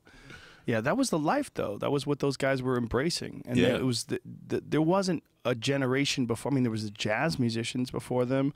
You know, there was the older blues guys that fucked around with drugs and did heroin and stuff like that. But for the most part, those hard partying rock stars from the 60s and 70s, there was no one before them. It was like they took it. And there were new drugs. You know, acid was new. Cocaine was, I guess, relatively new as on the consumer level. Was it really? Yeah, I think cocaine had been around, but there weren't a lot of people who did cocaine before the 70s. Well, they would just get it from Coca-Cola. If you wanted to get fucked up, just get a Coca-Cola. In the early days, it was in Coca-Cola. And then, did you watch that show, Narcos? Did you see that? I keep hearing about it, man. I keep hearing it's amazing. I'm in the middle of it now. It's pretty good, but they said that was one of Pablo's things. Like, Pablo Escobar was like, I'm going to put Coke back into Coca-Cola. Calls Coca-Cola. Well, you know, Coca-Cola still uses cocaine for flavoring. Yeah. They still use coca leaves. They're like one of the biggest producers of medical cocaine. The same company that takes the coca leaves, they extract the cocaine out of it, use whatever flavor that makes. That's why Coca-Cola tastes better than Pepsi. I had medical cocaine. I had liquid cocaine. I cut my retina, like playing ball. And it is pain like you would not, you know. It's as painful as it sounds. And apparently that's what the treatment is. Like, he gave me this eye drop, and the pain went away instantly. I'm like, what was that? He said, cocaine. I was like, can I? And he said, no, we don't prescribe it. It's like, no, you got to come in, and we put the drop in your eye. But, yeah, it was, and it was one of the, you know how you go to the doctor when you're hurt, and you want it to stop hurting right away? Yeah. It did. Like, it was one of those rare times where you go to the doctor, like, yep, that stopped the pain instantly. Thank you, doc. Wow. But that's what they use it. I'm sure it has other uses, but yeah. When I had my nose fixed, they put lidocaine in there, which is like the gay cousin of cocaine. It's like cocaine's less talented brother. And it tastes horrible. It tastes but it numbs everything up. But all it does is numb everything up. You don't get sick, but you do get this weird jittery feeling. Like, I went out that night. I went to dinner, and I tried to eat. I couldn't eat. It was like my appetite was all fucked up, and I was all. And I realized, like, oh, I guess this is like the effects of that lidocaine shit, because they've been squirting it up my nose and cleaning everything out. You know, it's weird with drugs what people like. You know, like I went through a surgery, and they gave me that morphine drip. Like, ooh, yeah, I got one of those ones. Yeah. And some people love it, and I was like, this is like, it would put me to sleep, but I had no desire to feel like that. Whereas if you're a heroin addict, you want to feel like that all the time. Maybe I could be a heroin addict then, because I fucking loved it, man. I had my ACL reconstructed. You'd go more that way, I think, because you're naturally you're naturally a high energy, like, active person. So yeah, so your high would probably be a slow down, whereas I'm more, you know, I'm naturally slow, laid back. So my high was more up. I think that's why I took the pot so well. This pot, like, gave me a chance to slow down and look at things. Yeah. Because I always felt like most of my life was always like, go, just fucking go, just go, and then get away, get out of your own way. Because, like, the momentum of all the shit I had done before was always like knocking out my door, and I'm like, keep moving. No time for introspective thinking, no time for objectivity, just fucking run. And if you get success, good. That success justifies all this behavior and motion. Right. So keep going. And pot was the first thing that made me go, oh, what am I doing? Like, why am I doing this? Yeah. Why, what is the purpose of all this? What is my path? What makes me happy? What do I want to do? What makes me unhappy? How do I stop doing that? You know, like, made me think about things in a way. But when I had my ACL reconstructed, the first one, the second one, they didn't do shit. The second one was so easy. I had two, and I tell everybody, if you have a chance, then they offer you that there's two different types of there's three different types they use. They sometimes use hamstring, which is really rough, and a lot of rehab. They cut a chunk of your hamstring. It takes a long time for that to come back, and some people, they don't feel like it ever is 100%, and they put that and they use that as a tendon. But I had the patella tendon graft. They take a piece of bone out of your shin and a piece of bone out of your kneecap, and then they slice the patella tendon, and it's connected with these two pieces of bone. And the patella tendon is a very thick, wide tendon, and they use that as a replacement for your ACL. I had that done on my left knee, and that's the one they did with the morphine drip. The right knee, they used a cadaver. They use an Achilles tendon, so it's much thicker than an ACL, and it's like 150% stronger. And they use that. They screwed that in place. I went to a party 5 days later. I was walking around without crutches. I was like, this is crazy. It was so much better. But the first one, the patella tendon, was like fire was going through my veins. It was like I would get up off the couch, and I didn't like take pain pills. I hated the way those made me feel. I don't remember what it was, Percocets or Vicodins. I don't remember which one it was, but I remember I sold them to this dude at the pool hall because I was like, these are fucking bullshit. I hate that. I'd rather be in pain than be that stupid. Yeah. But the morphine drip at the hospital was like being, it was like having your balls cradled by angels. It was just like you were being hugged by God. It was like the world was just giving you this big warm hug. Like everything was going to be fine. I was on this machine that constantly straightened my leg and bent it. It was like this constant motion machine because they're trying to keep your leg from going stiff after they, you know, fucking chisel into it and start putting screws in and all that. So this machine's going, and I'm going click, click, click, and I'm just melting into this fucking bed. And the last time I had that feeling was in the early, maybe the late 90s, I guess it was. Must have been the late 90s because I remember I lived out here. And I got a hold of some of the real NyQuil before they took that shit off the market. Oh, yeah, the alcohol. With the codeine in it. Yeah. Oh, yeah, my God, it was NyQuil magical. was like 25 proof with codeine or something. Yeah. It was so good. It was so good. Yeah, you just forgot you had a cold. I knew a comic used to drink that shit. There's a lot of people used to drink it. He used to get bottles of it. The people that worked at the comedy club at Rascals in New Jersey. Yeah, I remember Rascals. They'd have to bring bottles of fucking NyQuil, and they would always just talk about it. Yeah, he fucking wants bottles of NyQuil. He just drinks NyQuil, like goes into his hotel room and drinks NyQuil. Yeah, my knees have no cartilage. Like, that's just beat up. So when they hurt, my doctor's like, yeah, we're going to replace them. We're just waiting. Don't. Yeah. Listen, if that's all it is, it's just cartilage, you got to get stem cells. Stem cell shots, oh my God, dude. It's the greatest thing of all time. They actually regenerate tissue. They can regenerate meniscus, regenerate cartilage in bone-on-bone situations. I'll hook you up with this doctor. I'll get you connected to him. It's just over the last couple of years they're doing these things. They're having miraculous results with stem cells. Nice. And someone online complained to me on Twitter. They're like, yeah, a lot of people can't afford stem cells. What, do you want me to not talk about it? Should I not talk about how awesome it is because people can't afford it? I mean, that's the way our medicine is. But yeah, I get it. It's annoying to you that you can't afford it, but I'm not gonna not talk. I had it in my shoulder. I had a stem cell shot in my shoulder. I was like probably a couple months away from surgery. I was like just trying to figure out when I could schedule it because it was so annoying. Every time I'd work out, I'd be in pain for a few days, and then I would do it again and ice it and all this different shit. And I was like, I'm going to have to fucking bite the bullet and get this thing fixed. One stem cell shot. Boom. Within 2 weeks, it feels 100% better. Oh, yeah? Within a month, it felt better than it felt in a year. And now it's like, I mean, occasionally it's sore. Like yesterday I lifted, and I lifted this morning. I mean, it's kind of a little sore, but nothing to complain about. Yeah. Like, no big deal. It's funny when you were talking about how they take part of the shin bone and the other bone and put it. Oh, when doctors do shit like that, I'm like, how smart are you? You know what I mean? Like that is like, wow, you can actually do that. Like I had shattered my wrist, and I got to know the doctor who fixed it. Motorcycle crash? Yeah. I knew it. On a racetrack, not ordinary circumstance. But I was talking to the doctor, and we become friends over time. I fuck with him about it. He fucks with me. Like when he did the surgery and he said he had to do it again, I'm like, well, you couldn't get shit right the first time. And he's like, well, if you hadn't fucked it up so bad, it was like that kind of. But sometimes I just look at him like, how smart are you? Like you just put bodies back together. Like that shit is amazing. He's like, well, I tell fucking dick jokes. Like you go inside a human body and repair it. That's amazing. Different kind of smart. Well, how about that Ben Carson guy, that guy that runs for president? That guy was a neurosurgeon that he fixed conjoined twins at the head. Right. And yet you listen to him talk.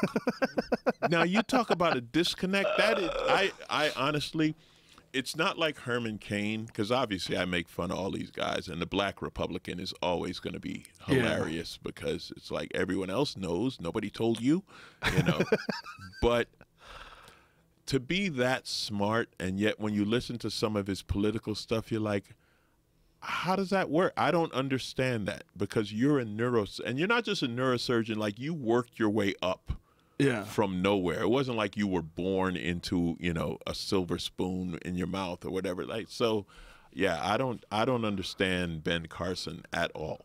Well, it's hard when he starts talking about religion, when he starts talking about the Big Bang and evolution is a myth and the Big Bang is bullshit. Like, he doesn't believe in evolution. Right. He might think the Earth is 10,000 years old. He might be one of those guys. Yeah.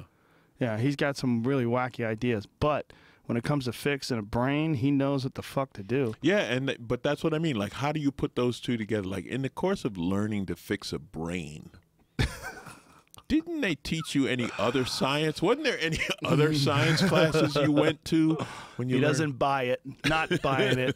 I don't know, man. Maybe it's like the hubris that you have to be so confident that you could fix conjoined twins, because apparently conjoined twins at the head is like one of the most dangerous operations. Absolutely. It took more than 20 hours. They brought in surgeons from all over the world to assist him, but he figured out a way they shared one artery between, like a major artery between their two brains, and he figured out a way to channel it and to make it work. So that's 2 votes he's going to get. He's ahead of Trump now. I know. That's what's really crazy. In the most recent polls, he's ahead of Trump. That's because this is the reality show portion. And then next year they get to the real election. You know what I mean? Yeah, next year, right? Next year is when the real candidates. Do you think that's why Trump is like so gung ho already? Yeah, he knows it's bullshit. I know. Gonna get out. Trump's gonna sell books and get a TV show or whatever. You know what I mean? Like, this is all publicity for Trump. My theory is that around December or January, Trump comes up with a way to back out. Like, I don't want to work with these politicians, or this is bull. You know what I mean? Right. He comes up with something like that. Like when Stern was running for governor. Yeah, and he backs out of it, and then he rides the wave of the publicity. You might be right. Or President Trump. What if he fucking wins? What if he gets in there? I mean, would that be the biggest? I just can't see it happening. Why not? Because, for one thing, he knows nothing about policy or how government works, or, you know. Right. But how hard is that to learn? Oh, it's very hard. On that level, even Barack Obama, who went in knowing it, I think like his first 2 years in office was an education. Because I think when you really find out how hard it is to make this work and to get these people to work together and to get anything done, you know what I mean? Like, I think he learned a lot about, like, how to try to make politics work, how to get anything done. And Trump is more like Schwarzenegger. When Schwarzenegger thought he was going to go in and call the legislature girly men and be the Terminator, and they were like, get the fuck out of here. Like, he got slapped, you know, and it would be the same thing with Trump. They'd be, what do you mean you're fired? Shut up. Shut up. I think the difference being that Trump would probably make a big deal out of explaining where all these bottlenecks are. He would probably make a big deal about explaining it to the public, like doing press conferences and not playing ball. Yeah, because he's so fucking rich. But that's no secret, though. Everyone knows that. You know, we all know about the party of no, and we, you know, and to get in with all the backdoor deals and stuff like that, like, you got to have some serious backing. You know, like, he has a lot of money, but he doesn't have Koch brothers money. Or what's that guy who owns the casinos in Vegas? I don't even know his name. He owns the Venetian and stuff, like, you know. I don't want to say his name. Sounds like Candyman. You don't want to say it. That's too much money. Yeah, or you know, on the Democrat side, they have some people. I mean, you got, you know, Spielberg and Geffen and all of that. Right. Like, Trump has money. He doesn't have their money, nor does he have their influence.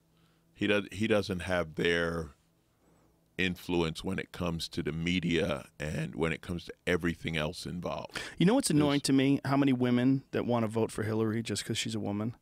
I'm like, do you know how much shady shit is going on with her? Like, I've had these conversations. Like, I'll vote for her. I want a woman in office. I'm like, but do you know how shady she is? Do you know that when she was a criminal lawyer, she was a defense lawyer, she got some guy off for raping a kid? There's some video or a recording of her joking around about it. From like the 1980s or whatever the fuck it was when this happened. If you're gonna be a politician, you're bad. You know what I mean? Like, you're in, like. But even before she was a politician, the Whitewater deal with her and her husband. But even then, she was in it because Bill's been in it from the beginning. Yeah. The thing I like about Hillary is she knows how the game's played. Like, she has experience and she's very smart. So I give her that. Is she? I don't think she's perfect. I think she's the best of them, of the ones running. I think she's the best. Yeah. She scares me. And the thing about Bernie Sanders, although I like a lot of what he says, it's not going to get done.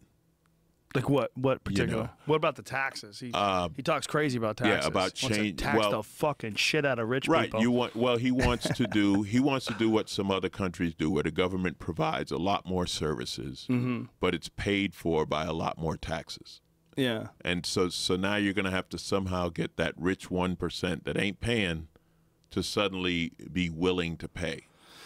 And to make college free sounds good, But now you're talking about change. See, when you start talking about changing an entire system, when you talk about cutting money out of defense to pay for things, yeah, it sounds great. But the problem is this has been this military-industrial defense complex business. It said, like, how many military bases do we have where it's just welfare for the town? They don't need the base, but the base is there because the base employs everyone in the town. And if you shut down the base, the town goes broke. I mean, that's true all across America. And then you have, and the congressman from that town will fight to the death. Like there's a naval base in West Virginia. What? That's not in the ocean. There's no ocean. But they had this congressman, I forget his name, but he was like, that was his thing. He was that guy. And he's like, I'm getting these jobs and this money to my district. You know what I mean? So when you get a Bernie Sanders, when you get someone who's talking about, I'm going to change the whole system, and I think this was the thing with Barack. When Barack Obama ran initially, and it was about hope and change, and a bunch of young people, college age, got on board, and they wanted everything to change, and it was great. And I think he really meant it. And then he got there, and it was like, oh, this ain't going to get done. Because when he got there and he had the Democratic Congress, like if there was any chance of him doing it, it was when he had the president and the Congress from the same party. And even then Congress was like, well, no, we ain't changing that shit. You know, we're not going to mess with that. It's like they say, moving the United States is like turning an aircraft carrier.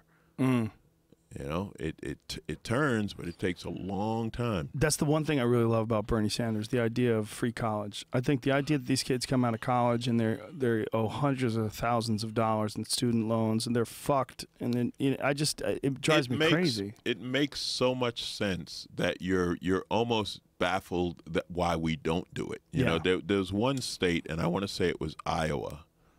And I only know about this because a friend of mine, her kid was in school at the time, and she was divorced, and her husband lived there. But they had this deal. They said the first 10 cents of every tax dollar goes to the schools, and you can't mess with that. You can't change it. You can't. And what they noticed, they didn't plan it, but about 7, 8 years later, their jail population started dropping. Whoa. Yeah. But you know why? Because if kids go to school, they don't go to jail, you know, and you look at the cost of putting a guy in jail for 1 year versus putting him in college for a year. It just makes so much more sense. Not to mention the fact that how is an educated populace bad other than the fact you can't control it? That's the only negative to educating people. You can't control them. Well, that, and if you do have an educated populace that's in debt, they're going to have to work. They're going to have to work, and they're going to have to keep their fucking mouth shut and stay inside the boundaries of the system. But but I'm talking about if you do away with the debt so that more people can go to college. Like, in other words, the more people that go to college, the better a country we are. Yeah. And yet they literally fight against it, you know. And it's always funny when you see people fight against their best interest, you know, like. Well, I don't think it is their best interest because they make money off of the fact that college education in this country is subsidized. I mean, one of the reasons why it's so expensive is because the government is involved. The government's involved in all these loans, and there's money in that. Whenever you have a tremendous amount of money that's being generated by anything, whether it's college or law enforcement or the drug war, it becomes an industry. Well, yeah. Like you were talking about the military, like shutting down those bases. The same thing would happen if you figured out a way to pay for colleges through tax dollars. There would be, without a doubt, some people would lose their jobs. People would lose their gigs. But what I mean is the overall, in other words, the overall health of the nation. Like if everyone's smarter, we're better off. Yeah, the one thing, look, if you want to make the nation strong, make less losers. It's real simple. I mean, that's the #1 argument for cleaning up all these impoverished areas in our country. Right. All these, like, look at Baltimore. I had this guy, Michael Wood, on this podcast that was a former cop in Baltimore, and when they were there, when he was working there, they found some papers from the 1970s that showed all the crime areas and all the tactics they were using. And he's like, we're fucking doing the same shit they were doing in the 1970s. We're spinning our wheels. If you want to fix that area, like concentrating resources on that area, and figuring out a way to solve this this poverty cycle that just keeps going on, and crime cycle that just keeps going on. Like, you will have less losers. You will have less people that you have to prosecute. You're talking about education. Exactly. Because education and opportunity don't exist. I mean, that is the one thing about the cycle of poverty that I think a lot of people can't understand. It's like, you know, well, just get a job. Like, well, no, you don't have that, you know. And when you go to school and your books are 8 years old, you know, like when you say, like, this generation grew up with the internet, but a lot of kids don't. You know, a lot of kids, like, that's where the separation is. Where did you have an iPad when you were in school, or did you have an 8-year-old textbook? And then you get to the college level, now you're supposed to compete with the kid who had the iPad. You know, the whole system, yeah, and it's one of those things that it just makes sense to do something. You know, it's like guns. It's like, we have to admit that, okay, we got to do something. Like, that's the first thing. Before we do anything, let's just admit we have to do something, because whatever we're doing isn't working. And then once we realize we have to do something, then figure out what to do. But instead, we're always us versus them. So it's like, you know, either no guns at all, or just carry your AK to a grocery store. Like, I'm sure there's somewhere in between those two that works. And we have become a nation that has become so divided on every issue. And sometimes when it's no reason to be divided other than the other side said it, and it just keeps anything from getting done. I don't know what this country's going to be in 50 years, you know? It's going to be very different, because we're all these complications that we have right now, all the problems that we have right now, they're going to be accelerated. They're going to be accelerated when the growth of the population, when more and more people are around, there's going to be more and more problems, and then there's going to be all these technological issues. There's going to be cybercrime. It's going to be really difficult to keep money in your bank account. People are just going to be stealing money from bank accounts left and right. You're going to have virtual reality. You're going to have people escaping reality in all sorts of ways that they're not really doing yet, and that's going to be just as addictive as crack. There's going to be people that are just dropping out of society and living in the headset.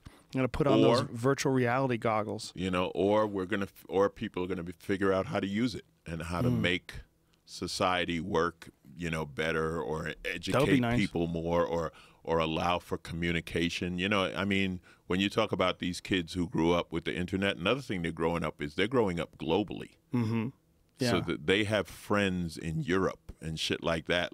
They communicate with people from other countries all the time. And you learn so much. Like, there's so much more culturally savvy because of that and things. So it's one of those things. It's like we can become much better or much worse. And I don't really know. Sometimes I think, well, we're going to be better. Then some shit happens. And you're like, wow, we can't be trusted with anything, you know? So I don't know. I don't know what's going to happen. And, you know, and that's where you have, like, when you have Trump, you know, honestly, when you have this viable presidential candidate saying, well, we're going to build a wall between here and Mexico because Mexico's full of rapists, and then put my name on it, you're like, okay, no. Like, that's no, you know? So, well, that's like some Lenin and Stalin type shit, putting his name on it. Yeah, and yet you have a percentage of the population who honestly believes that. You know what I mean? Like, we still have, what, 40% of the Republicans in the South or whatever that still believe Barack Obama's a Muslim undercover. He's not? Sorry, Joe. I didn't mean to ruin that. I didn't mean to ruin that for you. We're out of time, dude. We ran out of time. Man. We hit the 3-hour mark. Bam. This was amazing. It was fun. We'll do it again. Let's do it again, man. Thank you. You're in town all the time, right? Thank you. Anytime. Alonzo Bodden, ladies and gentlemen. Alonzo Bodden on Twitter, website. AlonzoBodden.com. That's crazy. How do we remember that? Yeah, I don't know. It's tough. B-O-D-D-E-N. B-O-D-D-E-N. Thank you, brother. And your podcast is Who's Paying Attention? Sideshow on Network. iTunes, all that jazz. All that, yeah. Glorious. We did it, man. Thank you, sir. We did it. Thank you, brother. All right. See you guys soon. Later.